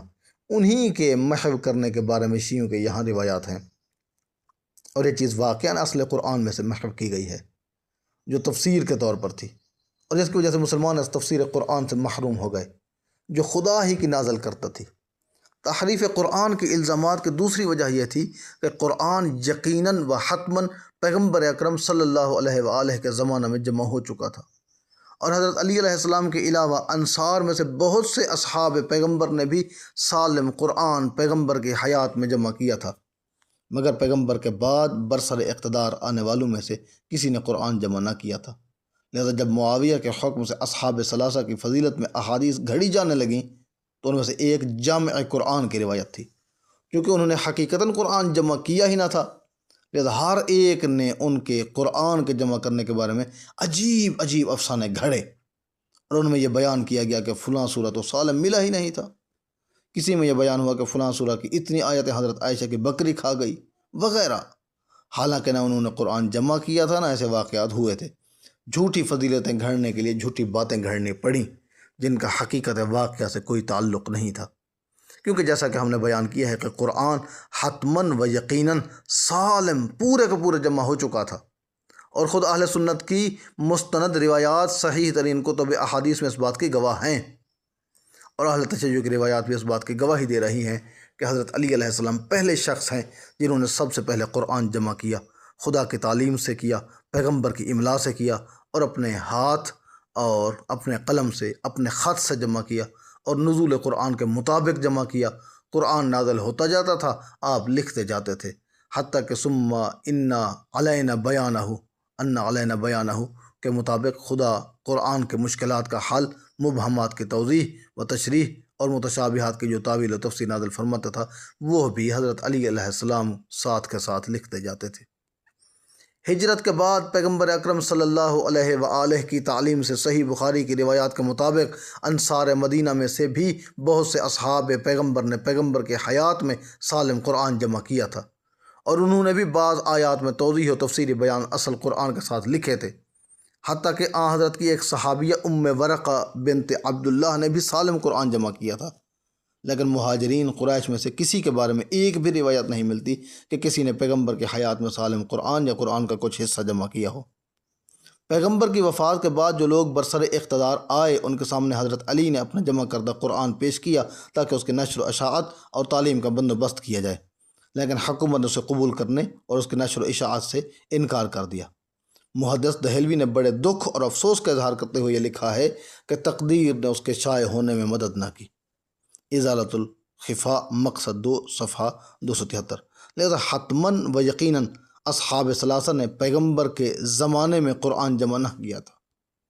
اور ایک بھی روایت اس بات پر گواہ نہیں ہے۔ اسی لیے پیغمبر کی وفات کے بعد خلفائے ثلاثہ میں سے ہر ایک کے لیے جمع قرآن کی روایات گھڑی گئیں، جو سب کے سب ایک دوسرے کے خلاف اور متضاد ہیں۔ لیکن بہت سے دوسرے اصحاب پیغمبر کے پاس پیغمبر کے حیات کے جمع کردہ قرآن تھے۔ حضرت علی کے پاس بھی اپنا جمع کردہ قرآن تھا۔ جب بنی امیہ کا دور حکومت آیا اور اصحاب ثلاثہ کی شان میں حدیثیں گھڑنے کا حکم ملا، ملاحظہ ابو الحسن مدائنی کی کتاب الاحداث، تو جمع قرآن کے بارے میں ان کے زمانہ خلافت میں یہ کریڈٹ ہر ایک خلیفہ کو دینے کے لیے روایات گھڑی گئیں۔ صحیح بخاری، منتخب کنز الاموال اور تفسیر الاتقان میں 22 کے قریب ایسی روایات ہیں جن میں خلفائے ثلاثہ کے زمانہ میں جمع قرآن کا بیان آیا ہے، اور ہر روایت دوسری روایت سے متضاد اور مخالف ہے۔ مثال کے طور پر ایک روایت یہ کہتی ہے کہ قرآن کو حضرت ابوبکر نے اپنے دور خلافت میں جمع کیا۔ ایک روایت یہ کہتی ہے کہ حضرت ابوبکر کے حکم سے زید بن ثابت نے، جو قرآن کمیٹی کے سربراہ تھے، قرآن کو جمع کیا، اور جو کوئی قرآن کی کوئی آیت لاتا تھا تو زید 2 گواہوں کی گواہی سے وہ آیت قرآن میں لکھتے تھے، اور یہ بات ان لوگوں میں بڑی مشہور ہے۔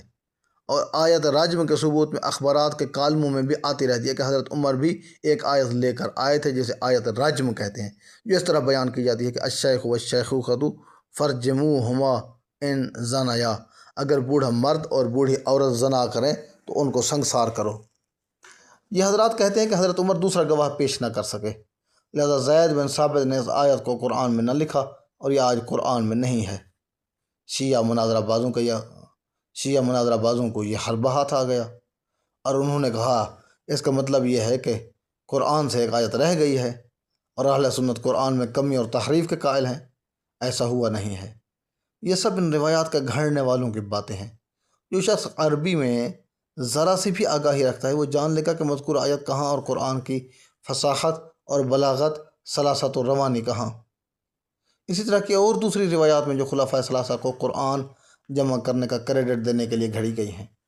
اور شیعہ مناظرین نے اس سے غلط طور پر استدلال کیا ہے۔ جو بات واقع ہی نہیں ہوئی اس سے استدلال کرنا کیسا؟ غلط بات سے استدلال غلط ہی ہوگا۔ بہرحال ایک اور روایت یہ کہتی ہے کہ قرآن کو خود حضرت عمر نے جمع کیا تھا، اور ایک اور روایت کہتی ہے کہ قرآن کو حضرت عثمان نے جمع کیا تھا۔ غرض اس طرح 22 کے قریب روایات ہیں جو ایک دوسرے کے خلاف اور ایک دوسرے سے متضاد ہیں۔ تفضیل کے لیے ملاحظہ ہو صحیح بخاری باب جمع القرآن جلد 6 صفحہ 98-99، اور منتخب کنز العمال جلد 2 صفحہ 43-52، تفسیر الاتقان النوع 18 جلد 1 صفحہ 10۔ لیکن اصل حقیقت یہ ہے کہ نہ تو حضرت ابوبکر نے خود قرآن جمع کیا تھا، نہ ان کے زمانے میں ان کے حکم سے کسی اور نے قرآن جمع کیا تھا، نہ حضرت عمر نے قرآن جمع کیا تھا، اور نہ ہی ان کے زمانہ خلافت میں کسی اور نے قرآن جمع کیا تھا، اور نہ حضرت عثمان نے قرآن جمع کیا تھا۔ یہ سب روایات اس وقت گھڑی گئیں جب معاویہ کے حکم سے خلفائے ثلاثہ کی فضیلت میں حدیثیں گھڑی جا رہی تھیں، اور جو کام انہوں نے نہیں کیے تھے ان کا کریڈٹ بھی ان کو دیا جا رہا تھا۔ ملاحظہ ہو ابو الحسن مدائنی کی کتاب الاحداث اور ابن ابی الحدید معتزلی کی شرح نہج البلاغہ۔ اور ان لوگوں نے ایک تیر سے 2 شکار کیے، ایک طرف اسلام کو بدنام کرنے کے لیے قرآن میں تحریف کی روایات کثرت سے بیان کی، دوسرے قرآن کو دوسروں کی نظروں میں بے اعتبار بنا دیا۔ البتہ یہ کہ حقیقت ثابتہ ہے کہ حضرت عثمان نے تمام مسلمانوں کو ایک قرآن پر جمع کیا۔ پیغمبر کے زمانے میں جن اصحاب پیغمبر نے قرآن جمع کیے تھے ان میں بعض آیات کے مبہمات کی توضیح و تشریح اور متشابہات کی تعویل و تفسیر بھی درج تھی جو خدا ہی نے نازل کی تھی۔ اس طرح بعض اصحاب کے جمع کردہ قرآن میں کسی آیت کی توضیح و تفسیر تھی، دوسری آیات کی نہیں تھی۔ بعض اصحاب کے جمع کردہ قرآن میں کسی اور آیت کی توضیح و تفسیر تھی، دوسری آیات کی نہیں تھی۔ اس طرح اصحاب پیغمبر کے ہاتھوں میں جو قرآن تھا ان میں سے ایک طرح سے ظاہر میں اختلاف دکھائی دیتا تھا۔ ایک کہتا تھا کہ ہم پیغمبر کے زمانے میں اس آیت کو اس طرح پڑھا کرتے تھے، دوسرا دوسری آیت کے بارے میں کہتا تھا کہ ہم پیغمبر کے زمانے میں اس آیت کو اس طرح پڑھا کرتے تھے، اور یہ بات یقیناً مسلمانوں میں اختلاف کا باعث بن رہی تھی۔ حضرت عثمان نے جو کام کیا وہ یہ تھا کہ انہوں نے ایک صحابی کا قرآن لے کر وہ تمام الفاظ جو مشکلات کے حل، مبہمات کے توضیح، تشریح، متشابہات کے تعویل و تفسیر کے طور پر تھے ان سب کو محو کرا دیا، اور ان کے بغیر اصل قرآن کا نسخہ تیار کرا کر تمام صوبوں اور ولایات میں اس کی نقل بھجوا کر تمام مسلمانوں کو اصل قرآن پر جمع کیا۔ مبہمات کی وہ توضیح و تشریح اور متشابہات کی وہ تعویل و تفسیر اگرچہ خدا ہی کی نازل کرتا تھی، اور اگرچہ وہ قرآن کا معنی و مفہوم اور مطلب و مراد کا ظاہر کرنے والے تو تھے، مگر وہ اصل قرآن نہ تھے۔ البتہ اگر وہ توضیحات و تفسیری الفاظ موجود رہتے تو قرآن کے معنی، مفہوم اور مطلب و مراد کے سمجھنے میں آسانی ہوتی، اور ہر کوئی اپنی رائے سے اس کی تفسیر بیان نہیں کرتا پھرتا۔ آج بھی قرآن دو طرح سے شائع ہو رہا ہے، ایک اصل قرآن بغیر کسی ترجمہ و حاشیہ و توضیح و تفسیر کے، دوسرے وہ جن میں ترجمہ بھی ہے، حاشیہ بھی ہے اور شان نزول اور توضیح و تشریح و تفسیر بھی ہے، مگر یہ توضیح و تفسیر ہر ایک نے اپنے رائے سے کی ہے اور اپنے اپنے عقیدے کے مطابق کی ہے، لہذا خدا کی نازل کردہ توضیح و تفسیر و تعویل کو محو کر دینے سے لوگ خدا کے بیان کردہ معنی و مفہوم اور مطلب و مراد سے محروم ہو گئے۔ اگر حضرت عثمان چاہتے تو اصل قرآن کو اس طرح سے لکھواتے کہ وہ ان توضیحی و تفسیری الفاظ سے علیحدہ اور نمایاں دکھائی دیتا، اور بہتر ہوتا جو حضرت علی کے جمع کردہ قرآن کو نشر کراتے، مگر مصلحت نے اس کی اجازت نہ دی، جس کا بیان نہ کرنا ہی بہتر ہے۔ یہ بات ذہن میں رکھنی چاہیے کہ حضرت عثمان کے اس عمل پر کہ انہوں نے تمام مسلمانوں کو ایک ہی قرآن پر جمع کیا، کسی نے بھی کوئی اعتراض یا تنقید نہیں کی ہے۔ اگرچہ یہ کہا ہے کہ اگر وہ توضیحات و تفسیر موجود ہوتی تو قرآن کے معنی و مطالب و مراد کے سمجھنے میں آسانی ہوتی، لیکن ایک قرآن پر سب کو جمع کرنے پر کسی نے کوئی اعتراض نہیں کیا۔ البتہ ان پر جو اعتراض لوگوں کا تھا وہ یہ تھا کہ انہوں نے وہ تمام قرآن جو اصحاب پیغمبر نے جمع کیے تھے، اور وہ بہت سے اصحاب پیغمبر کے پاس موجود تھے، ان سے لے کر ان سب کو جلوا دیا، اور تمام گورنروں کو یہ حکم دیا کہ جس کے پاس بھی اصحاب پیغمبر میں سے کسی کا جمع کردہ قرآن ہوا اس کو حاصل کر کے جلا دو، اور صرف ایک قرآن کو رواج دو۔ چنانچہ قرآن کے کثرت سے جلائے جانے کی وجہ سے لوگ حضرت عثمان کو حراق المصاحف یعنی قرآن جلانے والے کہنے لگ گئے تھے۔ ان قرآنوں کے جلانے کی وجہ بہت سے لوگوں نے طرح طرح کی بدگمانیاں پیدا کی جو سراسر غلط ہیں، کیونکہ قرآن کریم کا یہ نسخہ پاروں، رکوعات اور منازل میں تو تقسیم کیا تھا اور ترتیب نزول کے مطابق بھی نہ تھا، مگر اس میں ہرگز کسی قسم کی کمی بیشی نہ ہوئی تھی۔ اور حضرت علی نے اپنے خطبے میں اس بات کی تصدیق کی ہے کہ جب جنگ صفین میں حاکمین کے مسئلہ پر خوارج نے امیر المؤمنین پر اعتراض کیے تو آپ نے فرمایا، انا لم نحکم الرجال وانما حکمنا القرآن وهذا القرآن انما هو خط مستور بین الدفتین لا ينطق بلسان لا بد من ترجمان۔ ہم نے لوگوں کو حکم نہیں بنایا ہے بلکہ قرآن کو حکم بنایا ہے، اور یہ قرآن وہی ہے جو بین الدفتین مستور ہے، وہ زبان سے نہیں بولتا، اس کے لیے ترجمان کی ضرورت ہے۔ کیا آج قرآن تفسیر کے ساتھ شائع نہیں ہو رہا ہے؟ یہ بات مسلمہ ہے کہ حضرت علی علیہ السلام نے اپنے جمع کردہ قرآن حکومت کو مملکت اسلامی میں شائع کرنے کے لیے پیش کیا تھا، مگر حکومت نے اسے شائع کرنے سے انکار کر دیا، جس کا اشارہ محدث دہلوی نے ازالۃ الخفاء میں کیا ہے۔ حکومت کا یہ انکار ایک سچے مسلمان کو غور کرنے پر مجبور کرتا ہے کہ آخر حکومت وقت نے باب مدینۃ العلم کے جمع کردہ قرآن کو کیوں واپس کیا، کیوں شائع کرنے سے انکار کیا؟ اگر یہ کہا جائے کہ اس قرآن میں اصل قرآن کے ساتھ مشکلات کا حل، مبہمات کی توضیح و تشریح اور متشابہات کی تعویل و تفسیر بھی تھی، اور وہ توضیح و تعویل و تفسیر ثم ان علینا بیانہ کے مطابق خدا ہی کی نازل کردہ تھی، تو آج جب ہم اکثر طبع شدہ قرآنوں کو دیکھتے ہیں تو ان میں اصل قرآن کے ساتھ ترجمے بھی ہیں، حاشیہ میں توضیحی نوٹس بھی ہیں، اور قرآن کریم کی تفسیر میں 32 جلدیں لکھی جا چکی ہیں، جن میں سے بہت سی تفاسیر بالکل اکٹھی ایک ساتھ ایک آیت کے ہمراہ لکھی ہوئی ہیں، اور یہ تمیز ہی نہیں ہوتی ہے کہ آیت کہاں ختم ہوتی ہے۔ لیکن بعض تفسیریں ایسی بھی ہیں جن میں پہلے ایک موضوع کی آیات علیحدہ سے نقل کی گئی ہیں، پھر علیحدہ سے ان کا ترجمہ لکھا گیا ہے، پھر علیحدہ عنوان کے تحت ان کا شان نزول بیان کیا گیا ہے، اور پھر اس کی تفسیر بیان کی گئی ہے، اور یہ تفسیر ہر ایک نے اپنے عقیدہ، اپنے نظریہ اور اپنی رائے سے کی ہے۔ کہ یہ اچھا نہ ہوتا کہ حضرت عثمان حضرت علی کے جمع کردہ قرآن سے استفادہ کرتے اور اس میں سے اصل قرآن کو اس طرح سے نقل کراتے کہ وہ علیحدہ طور پر ایک سلسلہ وار موضوع کی آیات کو نقل کراتے جس سے معلوم ہوتا کہ یہ اصل قرآن ہے، پھر شان نزول کو علیحدہ سے درج کراتے، اور پھر وہ توضیح ہو، تشریح ہو، تعویل و تفسیر جو خدا نے ہی نازل فرمائی تھی علیحدہ سے نقل کراتے، تو قرآن ہر کسی کے ہاتھ میں بازیچہ اطفال نہ بنتا اور ہر ایک اپنی رائے سے تفسیر قرآن نہ گھڑتا، اور مسلمانوں کے پاس قرآن کی آیات کی وہ توضیح و تشریح و تعویل و تفسیر موجود ہوتی جو خود خدا نے انا علینا بیانہ کے مطابق نازل فرمائی تھی، اور علم بالقلم علم الانسان ما لم یعلم کے مطابق حضرت علی کے ہاتھ سے ان کے قلم سے لکھوائی تھی۔ اس طرح پیغمبر املا کرتے تھے اور علی اپنے ہاتھ سے، اپنے قلم سے اور اپنے خط سے لکھتے جاتے تھے، کیونکہ پیغمبر کو خدا نے قرآن پڑھایا تھا اور علی کو قلم سے قرآن لکھنا سکھایا تھا۔ آیت مباہلہ کے مبہم الفاظ کے معنی و مراد کس نے بتلائے؟ اب تک کے بیان سے یہ بات تو واضح طور پر ثابت ہو گئی ہے کہ خداوند تعالی نے قرآن کے نازل کرنے کے بعد اس کے مشکلات کا حل، مبہمات کی توضیح و تشریح اور متشابہات کی تعویل و تفسیر بھی نازل کی تھی۔ اب آیہ مباہلہ میں غور کریں کہ خدا پیغمبر کو حکم دے رہا ہے کہ کہو ہم اپنے بیٹوں کو بلائیں، تم اپنے بیٹوں کو بلاؤ، ہم اپنی عورتوں کو بلائیں، تم اپنی عورتوں کو بلاؤ، ہم اپنے نفسوں کو بلائیں، تم اپنے نفسوں کو بلاؤ۔ ابناءنا اور نساءنا اور انفسنا کے الفاظ تشریح طلب ہیں۔ اگر یہ حکم خدا نہ دیتا بلکہ خود پیغمبر اپنے آپ اپنی طرف سے یہ اعلان فرماتے تو کہا جا سکتا تھا کہ پیغمبر کے ذہن میں یہ بات ضرور ہوگی کہ ان کی ابناءنا سے کون مراد ہیں، نساءنا سے کون مراد ہیں اور انفسنا سے کون مراد ہیں،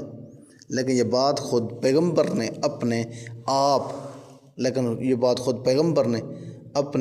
اپنی طرف سے نہیں کہی تھی، بلکہ خدا نے حکم دیا تھا کہ تم یہ اعلان کرو۔ لہذا اس صورت میں ابناءنا سے مراد اور نساءنا سے مراد اور انفسنا سے مراد وہ ہوں گے جنہیں خدا نے پیغمبر کے ابناءنا سمجھا ہے اور نساءنا سمجھا ہے اور انفسنا سمجھا ہے۔ لہذا حتماً یہ بات خدا نے ہی پیغمبر کو بتلائی کہ خدا کے نزدیک ابناءنا سے کون مراد ہیں اور نساءنا سے کون مراد ہیں اور انفسنا سے کون مراد ہیں، ورنہ تو یہ بات سب جانتے تھے کہ پیغمبر کے کوئی صلبی اولاد نہیں تھی، اور خدا نے پیغمبر کو وَهُوَ أَبٌ لَهُمْ امت کا باپ کہا ہے، اور احادیث میں بھی پیغمبر کو امت کا باپ کہا گیا ہے۔ لہذا اس وقت تمام اصحاب پیغمبر تو یہی سمجھے ہوں گے کہ پیغمبر ابناءنا کے تحت امت کے تمام لوگوں کو ساتھ لے جا سکتے ہیں، مگر کسی نے جانے کے لیے اظہار اس لیے نہیں کیا کہ آیت میں پیغمبر کو حکم یہ تھا کہ کہو ندعو ابناءنا، ہم اپنے بیٹوں کو بلائیں، لہذا جسے ساتھ لے جانا تھا اسے پیغمبر نے خود بلانا تھا، خود ساتھ لے کر جانا تھا۔ اسی طرح نساءنا کا لفظ تھا، اگرچہ نساءنا یعنی عورتیں ایسا لفظ تھا جو ماں، بہن، بیٹی اور بیوی سب پر اطلاق پذیر ہے، لیکن عموماً نساء کا لفظ جب کسی کی طرف منسوب ہو تو اس سے عموماً زوجہ یعنی بیوی ہی مراد ہوتی ہے، جیسا کہ قرآن میں آیا ہے یا نساء النبی لستن کاحد من النساء، اے نبی کی بیویوں تم اور عورتوں جیسی نہیں ہو۔ لہذا آیہ مباہلہ کے ذیل میں تمام ازواج پیغمبر آ سکتی تھی، مگر یہاں بھی سوال ندعو کا تھا، یعنی پیغمبر نے مباہلہ کے لیے ساتھ لے جانے کے واسطے خود بلانا تھا، اپنے آپ خود کسی نے ساتھ نہیں جانا تھا۔ اسی طرح انفسنا میں تمام افراد مراد لیے جا سکتے تھے،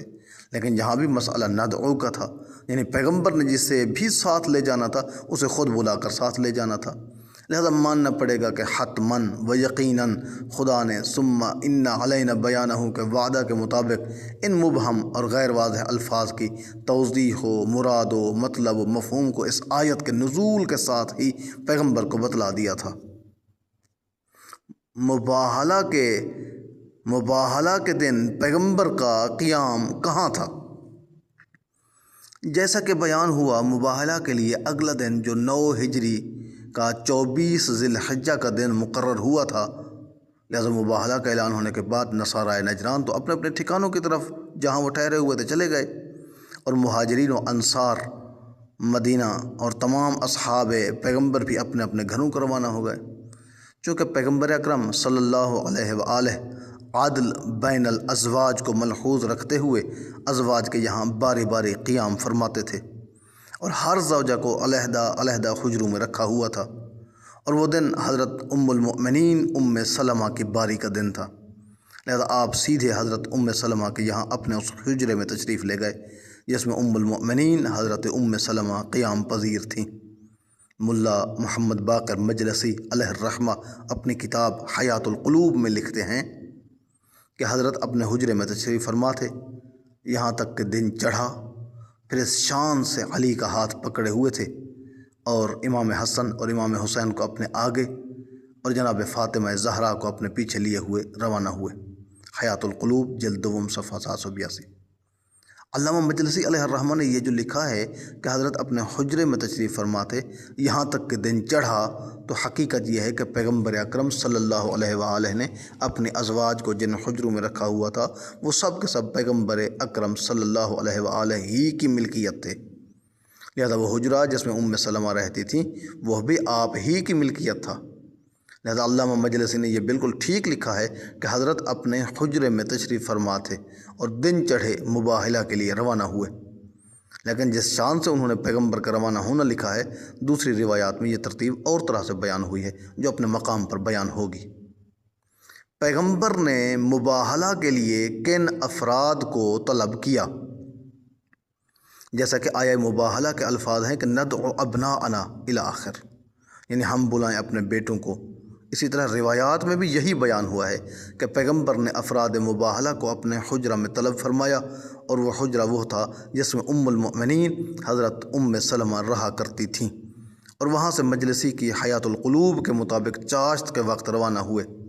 صحیح مسلم میں سعد ابن ابی وقاص سے روایت ہے، وہ کہتے ہیں کہ لما نزلت هذه الآیہ ابناءنا و ابناءکم دعا رسول اللہ علی و فاطمہ و حسنا و حسینا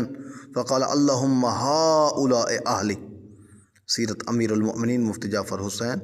و بحوالہ صحیح مسلم جلد 2 صفحہ 287۔ جب آیا مباہلہ کی یہ آیت نازل ہوئی کہ ندعو ابناءنا و ابناءکم، تو رسول اللہ نے علی کو اور فاطمہ کو اور حسن کو اور حسین کو طلب فرمایا اور کہا اے میرے اللہ یہی میرے اہل بیت ہیں۔ اور حاکم نے مستدرک میں اس روایت کو کئی طریقوں سے بیان کیا ہے۔ وہ حضرت ام سلمہ سے اس طرح روایت کرتے ہیں، عن ام سلمہ قالت فی بیتی نزلت انما یرید اللہ لیذہب عنکم الرجس اہل البیت، قال فارسل رسول اللہ صلی اللہ علیہ وآلہ وسلم الی علی و فاطمہ والحسن والحسین فقال ہؤلاء اہل بیتی۔ البلاغ المبین بحوالہ مستدرک علی الصحیحین جزء 3 صفحہ 146۔ ام المؤمنین حضرت ام سلمہ سے مروی ہے، وہ فرماتی ہیں کہ آیہ تطہیر میرے گھر میں نازل ہوئی تھی۔ وہ کہتی ہیں کہ جناب رسول خدا نے علی کو، فاطمہ کو، حسن کو اور حسین علیہ السلام کو میرے گھر بلوایا اور فرمایا کہ یہ ہیں میرے اہل بیت، اور تذکار صحابیات کا مصنف اس روایت کو اس طرح سے نقل کرتا ہے، ایک دن نبی کریم صلی اللہ علیہ وآلہ وسلم ایک دن نبی کریم صلی اللہ علیہ وسلم حضرت ام سلمہ کے گھر تھے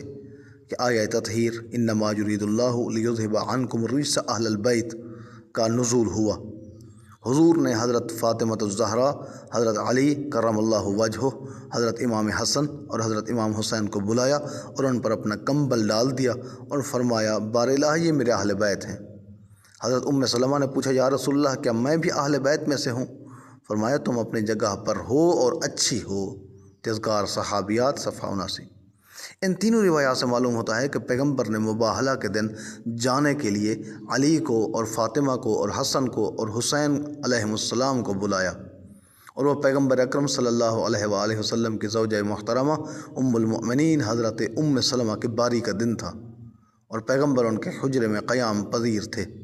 جیسا کہ جامع بین الصحاح ستہ میں زرین ابن معاویہ اندلسی نے بخاری و مسلم و موطا و سنن ابی داود نسائی سے نقل کیا ہے۔ عن ام سلمہ قالت ان هذه الآیہ نزلت فی بیتی وانا جالسة عند الباب فقلت یا رسول اللہ الست من اہل البیت فقال انکی علی الخیر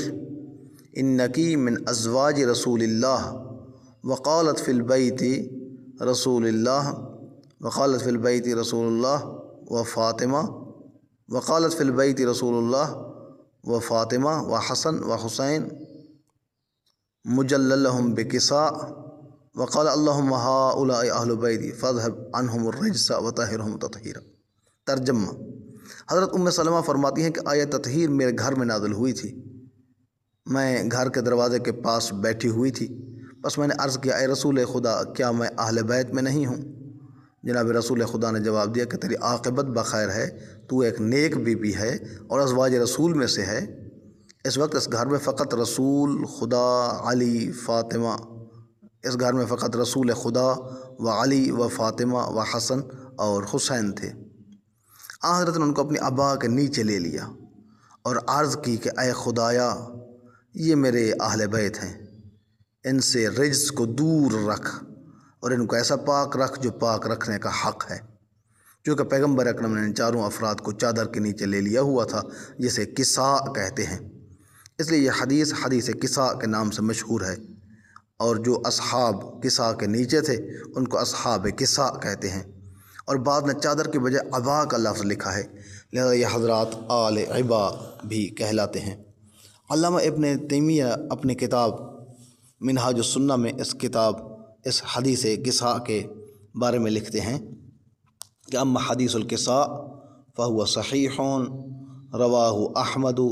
والترمذی من حدیث سلمہ ورواہ مسلم فی صحیحہ من حدیث عائشہ البلاغ المبین بحوالہ منہاج السنہ الجزء 1 صفحہ 4۔ ترجمہ: حدیث کساء بالکل صحیح حدیث ہے، اس کو امام احمد بن حنبل اور ترمذی نے المؤمنین حضرت سلمہ سے روایت کیا ہے، اور مسلم نے اپنی صحیح میں المؤمنین حضرت عائشہ سے اس کو روایت کیا ہے۔ حضرت صلی اللہ علیہ وآلہ جس طرح سے اپنے حجرے سے باہر نکلے، مورخین و محدثین نے اسے بھی نقل کیا ہے، چنانچہ محدث شیرازی حضرت کے مباحلہ کے لیے باہر آنے کا نقشہ اس طرح کھینچتے ہیں: حال آن کے حضرت از حجرے شریف بیرون آمده بود، حسین ابن علی را در زیر بغل و دست حسن را بدست خویش گرفته، فاطمہ و علی از عقب آن سرور بودند۔ البلاغ المبین جلد 1 صفحہ 209 بحوالہ روضۃ الاحباب صفحہ 523۔ حضرت حجرہ شریف میں اس حالت میں باہر نکلے کہ حسین ابن علی کو گود میں اٹھائے ہوئے تھے، حسن کا ہاتھ پکڑے ہوئے تھے، اور فاطمہ اور علی آپ کے پیچھے پیچھے تھے۔ مجھے اس مقام پر علامہ حافظ کفایت حسین اعلی اللہ مقامہ کا مباحلہ کے لیے پیغمبر کے اس چاند سے چلنے کے لیے ایک فقرہ یاد آتا ہے، جی چاہتا ہے اس کو قارئین کی نظر کروں۔ فرمایا کہ پیغمبر اس چاند سے گھر سے چلے گویا کہ قرآن کی لفظیں تھیں جو چلی جا رہی تھیں۔ بہرحال اہل سنت کے معروف مفسر قرآن علامہ زمخشری نے بھی اپنی تفسیر کشاف میں پیغمبر اکرم صلی اللہ علیہ وآلہ کے مباحلہ کے لیے چلنے کو حضرت عائشہ سے اس طرح روایت کیا ہے: ان عائشہ رضی اللہ عنہا ان رسول اللہ صلی اللہ علیہ وسلم خرج وعلیہ مرط مرحل عن شعر اسود فجاء الحسن فادخله ثم الحسین ثم فاطمہ ثم علی ثم قال انما يريد الله ليذهب عنكم الرجس اہل البیت الہ وفیہ دلیل لا شیء اقوى منه على فضل اصحاب الکساء علیہم السلام۔ البلاغ المبین بحوالہ تفسیر کشاف الجزء الاول صفحہ 307۔ المؤمنین حضرت عائشہ فرماتی ہیں کہ حضرت مباحلہ کے لیے اس طرح نکلے کہ آپ کالی ردا اوڑھے ہوئے تھے، حسن آئے، انہیں آپ نے اپنی ردا کے اندر کر لیا، پھر حسین آئے، انہیں بھی اپنی ردا کے اندر کر لیا، پھر فاطمہ آئیں، پھر علی آئے، ان کو بھی اپنی ردا کے اندر داخل کر لیا، پھر آیت تطہیر تلاوت فرمائی کہ یہ اہل بیت ہیں جن سے رجس کو دور کیا گیا ہے اور جن کو پاک کیا گیا ہے۔ اس میں اصحاب کساء کے لیے نہایت قوی دلیل ان کی فضیلت کی ہے، اور ریاض النظرہ میں یہ روایت حضرت المؤمنین سلمہ سے اس طرح مروی ہے: ان سلمہ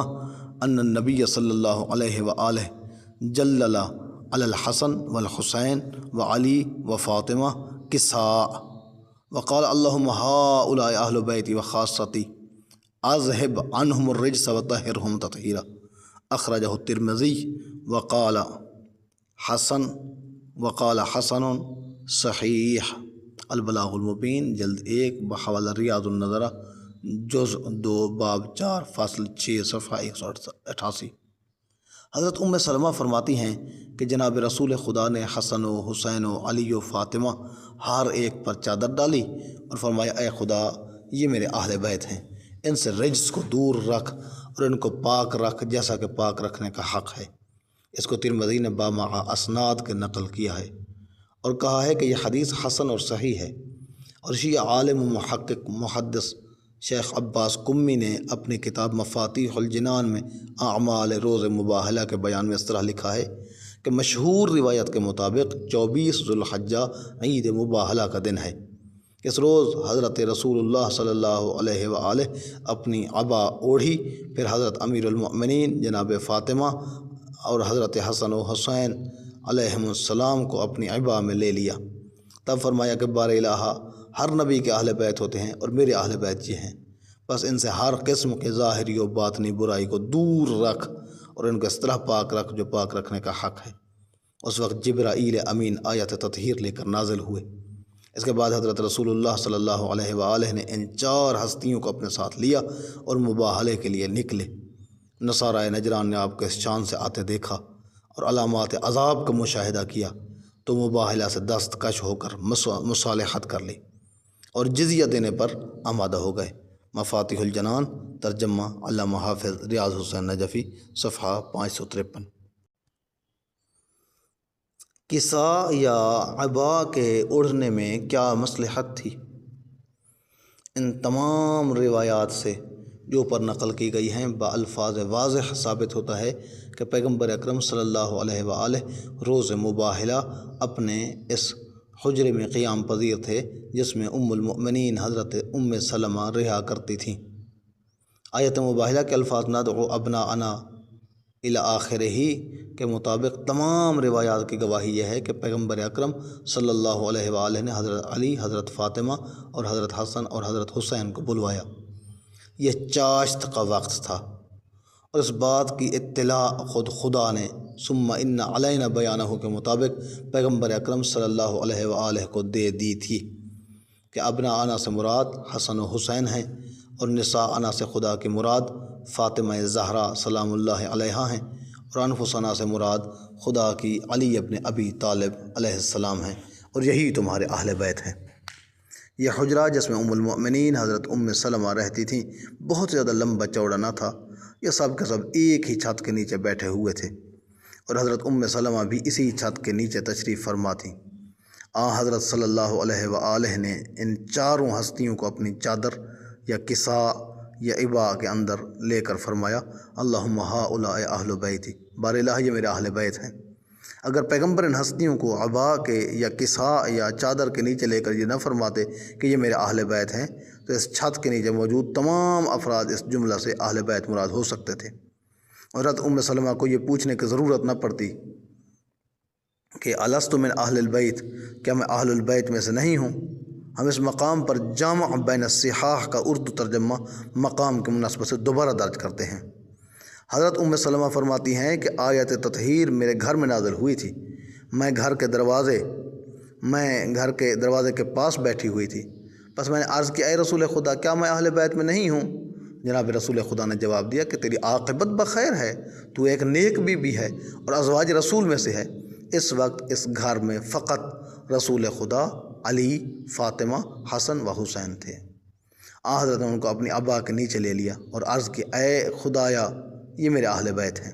ان سے رجس کو دور رکھ اور ان کو ایسا پاک رکھ جیسا پاک رکھنے کا حق ہے۔ جمع بین الصحاح 6۔ اس روایت سے واضح طور پر ثابت ہے کہ حضرت سلمہ بھی اسی کمرے میں پاس ہی بیٹھی ہوئی تھیں۔ پیغمبر اکرم صلی اللہ علیہ وآلہ نے ان 4 حضرات کو اپنی چادر یا کسا یا عبا کے نیچے یا اندر لینے کے بعد ان کو محدود کر کے اور حضرت سلمہ کو اس چادر سے باہر رکھ کر اس انداز سے کہا کہ بار الہ یہ 4 جو میری عبا کے اندر ہیں یہ ہیں میرے اہل البیت، جیسے صاف سمجھ میں آ جائے کہ جو بھی کوئی اس چادر یا کسا یا عبا سے باہر ہے وہ اہل البیت میں سے نہیں ہے۔ اگر پیغمبر اکرم صلی اللہ علیہ وآلہ اپنی چادر یا کسا یا ابا کے اندر لیے بغیر یہ جملہ کہتے تو حضرت ام سلمہ ہر صورت میں ایک ہی چھت کے نیچے ہونے کی وجہ سے اہل البیت میں شمار ہوتی، چونکہ پیغمبر نے ان ہستیوں کو ابا کے اندر لے کر محدود کر کے اور انہی کی طرف اشارہ کر کے یہ کہا کہ بار الہ یہ ہے میرے اہل البیت۔ اسی وجہ سے ام المؤمنین حضرت ام سلمہ کو یہ پوچھنے کی ضرورت پیش آئی کہ یا رسول اللہ کیا میں اہل البیت میں سے نہیں ہوں؟ ام المؤمنین حضرت ام سلمہ کے یہ پوچھنے پر کہ کیا میں اہل البیت میں سے نہیں ہوں، ان کے اہل البیت میں سے ہونے کی تو نفی ہو گئی، مگر زبان رسالت سے انکی علی الخیر کے سند مل گئی کہ تم نیک بیوی ہو۔ اس بات کو تذکار صحابیات کے مصنف نے بھی لکھا ہے کہ حضرت ام سلمہ نے پوچھا یا رسول اللہ کیا میں بھی اہل البیت میں سے ہوں؟ تو ان کو وہی جواب ملا جو جامع بین صحاح میں آیا ہے، تذکار صحابیات صفحہ 79۔ اب تک کے بیان سے ثابت ہو گیا ہے کہ حضرت ام سلمہ کے حجرے میں ان چاروں ہستیوں کو ابا کے اندر محدود کر کے اس لیے اللہم ہؤلاء اہل بیت کہا تاکہ یہ ظاہر ہو جائے کہ جو بھی ابا سے باہر ہے وہ اہل بیت میں سے نہیں ہے۔ اور ایسے یہ بھی ثابت ہو گیا کہ پیغمبر نے فاطمہ زہرا سلام اللہ علیہا کے گھر جا کر کسی بیماری یا ضعف بدن کی وجہ سے چادر جمانی مانگ کر نہیں اوڑھی تھی، ضعف بدن کی وجہ سے چادر جمانی مانگ کر نہیں اوڑھی تھی، بلکہ حضرت ام سلمہ کے گھر میں یہ ظاہر کرنے کے لیے کہ یہ چاروں ہستیاں جو میری ابا کے اندر ہیں بس یہی میرے اہل البیت ہیں، ان حضرات کو محدود کرنے کے لیے اپنی چادر یا کسا یا ابا کے اندر لیا تھا۔ اور جب آیہ تطہیر حضرت ام سلمہ کو ایک چھت کے نیچے پاس بیٹھے ہوئے ان کو اہل البیت میں قرار نہ دلا سکی تو قرآن میں آیہ تطہیر کا ازواج کے ذکر کے ساتھ بیان ازواج رسول کو اہل البیت کیسے بنا سکتی ہے۔ یہ سب روایات یہ بھی کہتی ہیں کہ پیغمبر نے ان چاروں حضرات کو اپنی چادر یا کسا یا ابا کے نیچے یا اندر لے کر جہاں یہ کہا اللہم ہؤلاء اہل بیتی بار الہ یہ میرے اہل بیت ہیں، وہاں یہ سب روایات یہ بھی کہتی ہیں کہ پیغمبر نے یہ کہنے کے بعد ساتھ ہی یہ دعا بھی فرمائی اذہب عنہم الرجس وطہرہم تطہیرا، بار الہ ان سے رجس کو دور رکھ اور ان کو ایسا پاک رکھ جیسا کہ پاک رکھنے کا حق ہے۔ تو یہ سنت الہیہ کے تحت تھا کہ اپنے بندوں کو بغیر مانگے اتنی نعمتیں دے رہا ہے جن کا شمار نہیں ہو سکتا،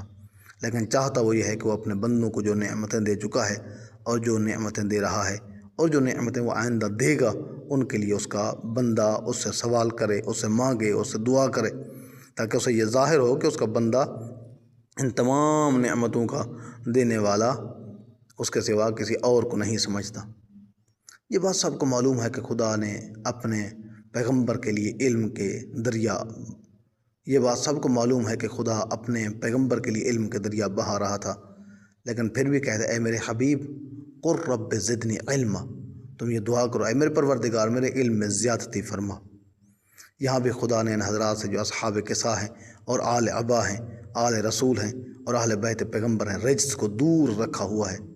اور انہیں ایسا پاک و پاکیزہ رکھا ہوا ہے جیسا پاک و پاکیزہ رکھنے کا حق ہے،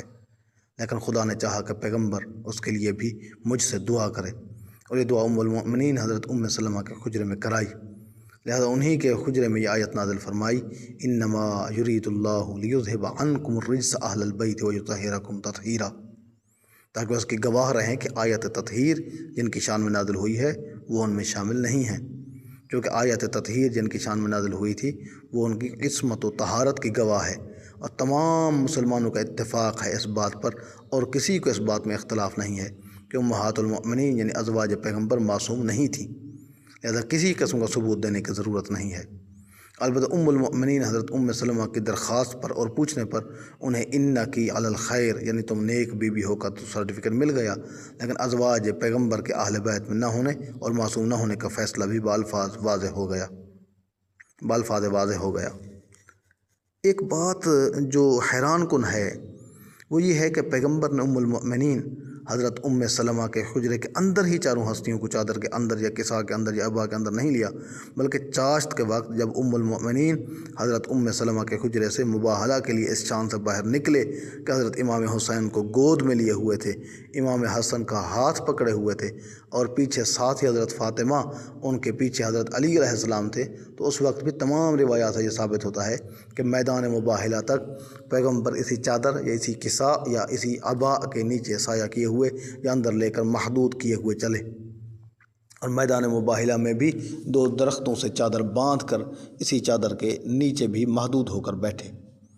اس کی وجہ یہ تھی کہ گو پیغمبر نے آیت مباہلہ کے الفاظ ندعو ابناءنا کے مطابق صرف حضرت امام حسن علیہ السلام اور حضرت امام حسین علیہ السلام کو ہی بلوایا تھا اور کسی کو بھی نہیں بلوایا تھا، لہذا وہ مباہلہ کے لیے پیغمبر کے ساتھ تو نہیں جا سکتے تھے۔ مگر بہرحال یہ ایک بہت بڑا واقعہ تھا جو ہونے والا تھا۔ پیغمبر اپنے اہل بیت کو لے کر مباہلہ کے لیے جا رہے تھے اور نصارہ کے بڑے پادری نے مباہلہ کے اعلان کے ساتھ ہی اپنے ساتھیوں سے یہ کہہ دیا تھا کہ اگر پیغمبر اپنے اہل بیت کے ساتھ آئیں تو ڈرو اور مباہلہ مت کرو، اور اگر اپنے اصحاب کو لشکر لے کر آئیں تو بے فکر ہو کر مباہلہ کرو۔ اب میدان مباہلہ کا نقشہ یہ بنا ہوا تھا کہ دوسری طرف نصارہ نجران کے 84 آدمی کھڑے تھے اور ادھر سے تمام مدینہ مہاجرین و انصار، زن و مرد یہ دیکھنے کے لیے امٹ آئے تھے کہ دیکھیں مباہلہ کا نتیجہ کیا ہوتا ہے۔ کوئی بھی عقل مند آدمی یہ تصور نہیں کر سکتا کہ نصارہ نجران کو مباہلہ کا چیلنج کیا ہو، جسے تمام مہاجر و انصار اہل مدینہ نے سنا ہو، اور وہ مباہلہ کے دن اپنے اپنے گھروں میں دبک کر بیٹھے رہے ہوں۔ بے شک مباہلہ کے لیے پیغمبر کے ساتھ نہ گئے ہوں، مگر مباہلہ کے دن اہل مدینہ کسی بھی طرح گھروں میں دبک کر نہیں بیٹھ سکتے تھے۔ یقیناً اہل ایمان تو پیغمبر اکرم کی کامیابی کی دعائیں کرتے ہوئے نکلے ہوں گے، اور منافق بھی یہ دیکھنے کے لیے نکلے ہوں گے کہ آج پتہ چل جائے گا کہ پیغمبری کا دعویٰ کیسا ہے۔ لہذا پیغمبر اکرم صلی اللہ علیہ وآلہ افراد مباہلہ کو جن کی تعین خدا نے کی تھی اور جن کا تعارف اہل بیت پیغمبر کے طور پر خدا نے کرایا تھا، اس انداز سے چادر کے نیچے یا کساء کے نیچے یا عباء کے نیچے محدود کر کے میدان مباہلہ میں لے کر چلے کہ نمایاں طور پر سب کو معلوم ہو جائے کہ مباہلہ کے لیے پیغمبر کن کو ساتھ لائے ہیں، اور اس جم غفیر میں علیحدہ سے معلوم ہو کہ یہ ہیں جو میدان مباہلہ میں مباہلہ کے لیے جا رہے ہیں۔ اور میدان مباہلہ میں پہنچ کر بھی پیغمبر نے ان افراد مباہلہ کو محدود رکھا اور نمایاں کرنے کے لیے 2 درختوں سے چادر باندھ کر علیحدہ سے ظاہر کیا کہ یہ ہیں افراد مباہلہ، یہ ہیں اہل بیت پیغمبر جو مباہلہ میں بھی ایک چادر کے نیچے محدود ہو کر بیٹھے ہیں۔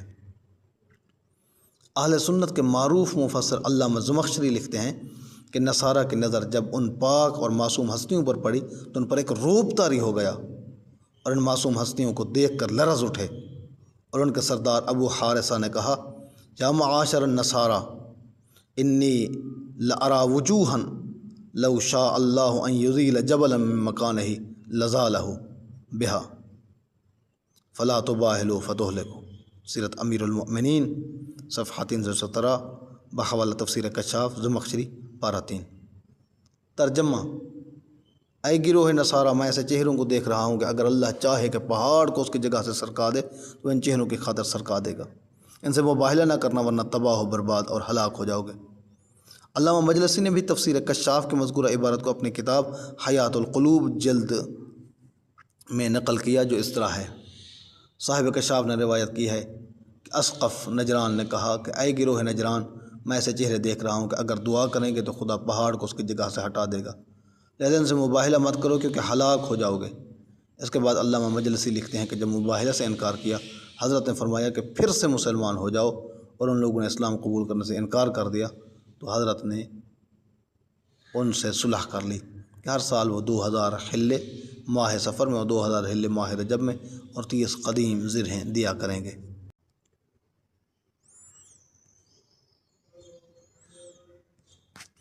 یہ نئے چہرے کون سے تھے؟ روایات سے یہ بات اچھی طرح سے ثابت ہے کہ 23 ذی الحجہ تک مسجد نبوی میں نصارہ نجران کا پیغمبر اکرم صلی اللہ علیہ وآلہ کے ساتھ مناظرہ ہوتا رہا۔ اس میں 84 کے قریب نصارہ نجران مسجد نبوی میں موجود رہے، اور پیغمبر اکرم صلی اللہ علیہ وآلہ کے ہمراہ تمام اصحاب مہاجر و انصار مدینہ بھی موجود تھے، اور خود پیغمبر اکرم صلی اللہ علیہ وآلہ اور حضرت علی علیہ السلام بھی وہاں موجود تھے، اور پیغمبر اکرم صلی اللہ علیہ وآلہ سے تو بالمشافہ مناظرہ تھا، لہذا پیغمبر اکرم صلی اللہ علیہ وآلہ کا اور حضرت علی کا چہرہ تو خوب اچھی طرح سے دیکھا ہوا تھا۔ اب یہ نئے چہرے جنہیں اب نصارہ نجران دیکھ رہے تھے، کن کے چہرے تھے اور یہ کون تھے؟ تو یقین کے ساتھ کہا جا سکتا ہے کہ نئے چہروں میں خاتون جنت سیدہ نساء العالمین حضرت فاطمہ سلام اللہ علیہا تھیں، جو مسجد نبوی میں مناظرہ کے وقت موجود نہیں تھیں۔ دوسرے الحسن والحسین سیدہ شباب اہل الجنہ تھے، جو بھی بچے تھے، لہذا یہ بھی بوقت مناظرہ مسجد نبوی میں موجود نہیں تھے، لہذا ماننا پڑے گا کہ یہ نئے چہرے جو مسجد نبوی میں پیغمبر اکرم صلی اللہ علیہ وآلہ کے ساتھ مناظرہ کے وقت موجود نہیں تھے۔ حق بیانی اگرچہ لوگوں کو بری لگتی ہے، لیکن اس حقیقت سے انکار نہیں کیا جا سکتا کہ وہ اسقف نصارہ تھا، کافر مگر تھا صورت شناس۔ دیکھتے ہی پہچان گیا کہ یہ وہ ہستیاں ہیں کہ اگر یہ خدا سے دعا کریں تو خدا ان کی دعا سے پہاڑ کو بھی اپنی جگہ سے سرکا دے گا، مگر افسوس یہی خاتون جنت سیدہ نساء العالمین اپنے انہی دونوں فرزندوں الحسن والحسین سیدہ شباب اہل الجنہ کو باغ فدق کے ہبہ کے دعوی میں گواہوں کے طور پر مسلمانوں کے دربار میں لے کر گئیں، مگر ان کی گواہی کو رد کر دیا گیا۔ آیت مباہلہ کی وسعت، خداوند تعالیٰ ہی اس وسعت کی حکمت سے آگاہ ہے کہ اس نے آیت مباہلہ میں اس قدر وسعت کیوں رکھی۔ جب صرف حضرت امام حسن علیہ السلام اور حضرت امام حسین علیہ السلام کو ہی لے جانا مطلوب تھا تو ابناء جمع کا صیغہ کیوں استعمال کیا، جبکہ پیغمبر اکرم صلی اللہ علیہ وآلہ کے کوئی صلبی بیٹا تھا بھی نہیں، اور خود خدا نے پیغمبر اکرم صلی اللہ علیہ وآلہ کو امت کے لیے بمنزل باپ کے قرار دے دیا تھا، لہذا ساری امت خود کو پیغمبر اکرم کی معنوی اور روحانی اولاد ہی سمجھتی تھی۔ پھر نساء بھی جمع کا صیغہ ہے، اگرچہ نساء میں ماں، بہن، بیوی اور بیٹی سب ہی شمار ہو سکتی ہیں، لیکن عرف عام میں جب نساء کا لفظ کسی کی طرف منسوب ہو تو اسے بیویاں تو تمام ہی مراد ہو سکتی ہیں، لہذا ساری کی ساری موجود بیویاں جو اس وقت 9 کی تعداد میں حیات تھیں اس آیت کی وسعت میں آتی تھیں، اور انفسنا میں تو سارے ہی نفوس ساتھ لیے جا سکتے تھے، جیسا کہ ہم نے اوپر عرض کیا ہے کہ خداوند تعالیٰ اس وسعت کی اصل حکمت سے آگاہ ہے، لیکن آیت کے اس وسعت میں ایک حکمت تو صاف نظر آتی ہے، اور وہ یہ ہے کہ اگر خدا یہ کہہ دیتا کہ اے میرے حبیب تم اپنے دونوں نواسوں یعنی حسن اور حسین کو اور اپنی بیٹی فاطمہ زہرا کو اور اپنے ابن عم کو ساتھ لے جاؤ، تو کہنے والے کہہ سکتے تھے کہ حکم ہی محدود تھا، ورنہ مباہلہ کے لیے ساتھ جانے کی قابلیت و صلاحیت و استعداد تو ہم میں بھی تھی۔ لہذا خدا نے آیت کو اتنی وسعت کے ساتھ بیان کر کے یہ بات ہی ختم کر دی کہ کوئی یہ کہہ سکے کہ مباہلہ میں ہم بھی جا سکتے تھے، کیونکہ خدا نے حکم ہی محدود کر دیا تھا، اس لیے پیغمبر ہمیں ساتھ نہ لے گئے۔ اور یہ بات ایک خدائی معجزہ سے کم نہیں ہے کہ بنی امیہ کے کارخانہ حدیث سازی میں معاویہ کے حکم سے ان تمام احادیث کے مقابلے میں جو پیغمبر اکرم نے حضرت علی ابن ابی طالب اور اپنے اہل بیت کی فضیلت اور شان میں بیان فرمائی تھی، ویسے ہی احادیث اصحاب کی شان میں گھڑ گھڑ کر پھیلا دی گئی تھی، حتیٰ کہ حضرت علی علیہ السلام کے وہ خطابات و القابات جو پیغمبر اکرم صلی اللہ علیہ وآلہ نے حضرت علی علیہ السلام کو دیے تھے، اور خود حضرت علی دعوے کے ساتھ برملا سب کے سامنے کہا کرتے تھے کہ پیغمبر نے یہ القاب مجھے عطا کیے ہیں، جو کوئی کسی اور کے لیے ان القابات کا استعمال کرے وہ جھوٹا ہے، وہ بھی دوسروں سے منسوب کر دیے گئے۔ حالانکہ نہ تو ان لوگوں نے جن سے یہ القابات منسوب کیے گئے کبھی اس بات کا دعویٰ کیا، اور نہ ہی پیغمبر اکرم صلی اللہ علیہ وآلہ نے ان القاب کا کسی دوسرے کے لیے کوئی ثبوت ہے، مگر ان القابات کی دوسروں کے لیے ایسی شہرت دی کہ ان کے نام کا جزو بنا دیا گیا، اور جسے پیغمبر اکرم صلی اللہ علیہ وآلہ وسلم نے یہ القاب دیے تھے ساری دنیا ہی اس سے بے خبر اور غافل ہو گئی، لیکن آیہ مباہلہ میں ابناءنا کے الفاظ کے باوجود جس سے لوگوں کو اچھی طرح مغالطہ میں رکھا جا سکتا تھا، اور نساءنا کے باوجود جس کے لیے قرآنی شہادت پیش کی جا سکتی تھی کہ نساءنا سے مراد ازواج پیغمبر ہیں، اور بڑی آسانی کے ساتھ کہا جا سکتا تھا کہ تمام ازواج پیغمبر مباہلہ میں ساتھ گئی تھیں، لیکن کوئی تاریخ، کوئی حدیث کی کتاب اور کوئی سیرت کی کتاب ایسی نہیں ہے جس میں افراد مباہلہ ان 5 افراد یعنی پیغمبر اکرم، حضرت علی، حضرت فاطمہ، امام حسن اور امام حسین علیہ السلام کے ناموں کے علاوہ کسی اور کا نام لکھا ہو۔ ہر ایک نے افراد مباہلہ میں بھی یہی نام لکھے ہیں، اور اہل بیت پیغمبر بھی انہی کو لکھا ہے، اور آیہ تطہیر بھی انہی کی شان میں بیان کی ہے، اور یقیناً یہ بات ایک خدائی معجزہ ہے، اور پیغمبر کے اس احتیاط عمل کا نتیجہ ہے کہ نہ صرف حضرت ام سلمہ کے گھر میں اپنی چادر جعبہ کے اندر لے کر کہا اللہم ہؤلاء اہل بیتی، بلکہ جب گھر سے میدان مباہلہ کی طرف روانہ ہوئے تو بھی چادر کے اندر کسا کے نیچے یعنی ابا کے سایہ میں ان چاروں کو لے کر چلے، اور جب میدان مباہلہ میں جا کر بیٹھے تو بھی چادر کے نیچے محدود ہو کر بیٹھے، تاکہ وہ لوگ جو تماشا دیکھنے آئے ہوئے تھے الگ نمایاں رہیں۔ خدا کے کلام اور انسانوں کی انشاء پردازی کا فرق۔ وہ حدیث قصہ جو جابر ابن عبداللہ انصاری سے مروی ہے اور ہمارے درمیان رائج ہے، اگرچہ اس کی انشاء پردازی کرنے والے نے قلم توڑ دیا ہے اور اپنی دانست میں تعریف کا کوئی پہلو رہنے نہیں دیا، مگر جس طرح خداوند تعالی نے افراد مباہلہ کی تعیین کر کے اہل بیت پیغمبر کا تعارف کرایا ہے، اور جس طرح قصہ کے اندر یا عبا کے نیچے لینے کی مصلحت واقع مباہلہ میں عیاں ہوئی ہے، جابر والی روایت سے خالی ہے۔ سب سے پہلے تو جابر ابن عبداللہ انصاری کا حضرت فاطمہ زہرا سلام اللہ علیہا سے روایت کرنا ہی محل نظر بنتا ہے، کیونکہ یہ مشہور روایت ہے کہ ایک دفعہ جابر ابن عبداللہ انصاری حضرت صلی اللہ علیہ وآلہ سے ملنے کے لیے آئے اور اندر آنے کی اجازت چاہی۔ جناب فاطمہ زہرا اس وقت بابا کے پاس تشریف فرما تھی۔ کہا بابا میں ذرا پردے میں ہو جاؤں۔ حضرت صلی اللہ علیہ وآلہ وسلم نے فرمایا بیٹی وہ تو نابینا ہے۔ سیدہ نساء العالمین نے فرمایا ہاں وہ نابینا ہے تو میں تو نابینا نہیں ہوں۔ اس حدیث قصہ میں یہ کہا گیا ہے کہ اتنی لمبی چوڑی داستان حضرت فاطمہ سلام اللہ علیہا نے جابر ابن عبداللہ انصاری سے بیان فرمائی، حالانکہ پیغمبر اکرم صلی اللہ علیہ وآلہ خود زندہ تھے اور آیہ تطہیر کے نازل ہونے کے تقریباً 100 سال بعد تک زندہ رہے، اور حضرت علی علیہ السلام خود اس واقعہ کے بعد تقریباً 32 سال تک زندہ رہے، جبکہ حضرت فاطمہ بابا کے انتقال کے بعد زیادہ سے زیادہ 2.5 ماہ زندہ رہیں، اور ان 2.5 ماہ میں اپنے والد بزرگوار کی وفات پر اور ان مصیبتوں پر جو ان کے شوہر نامدار پر گزری گریہ کرتی رہیں۔ شاید اسی لیے اب جو نئی حدیث کے ساتھ بازاروں میں آ رہی ہے اس میں سے جابر ابن عبداللہ انصاری کا نام اڑا دیا گیا ہے اور روی عن فاطمہ الزہرا سلام اللہ علیہا سے شروع کیا گیا ہے،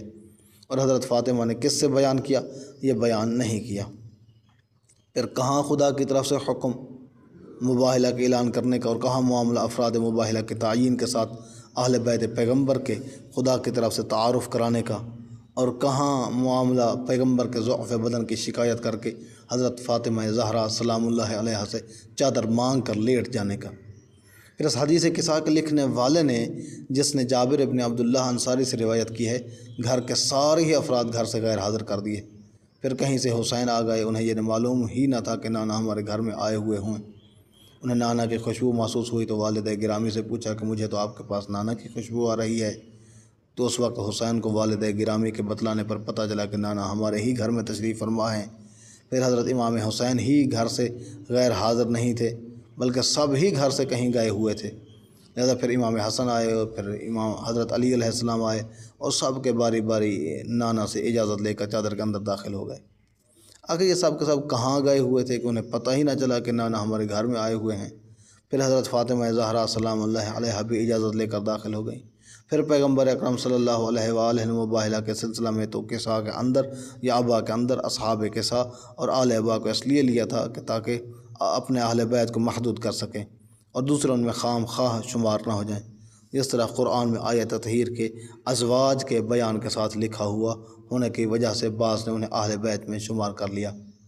مگر اس حدیث قصہ کے لکھنے والے نے پھر بھی جبرائیل کو قصہ کے اندر داخل کر ہی لیا، حالانکہ جبرائیل کے قصہ کے اندر داخل ہونے کی کوئی ضرورت نہیں تھی۔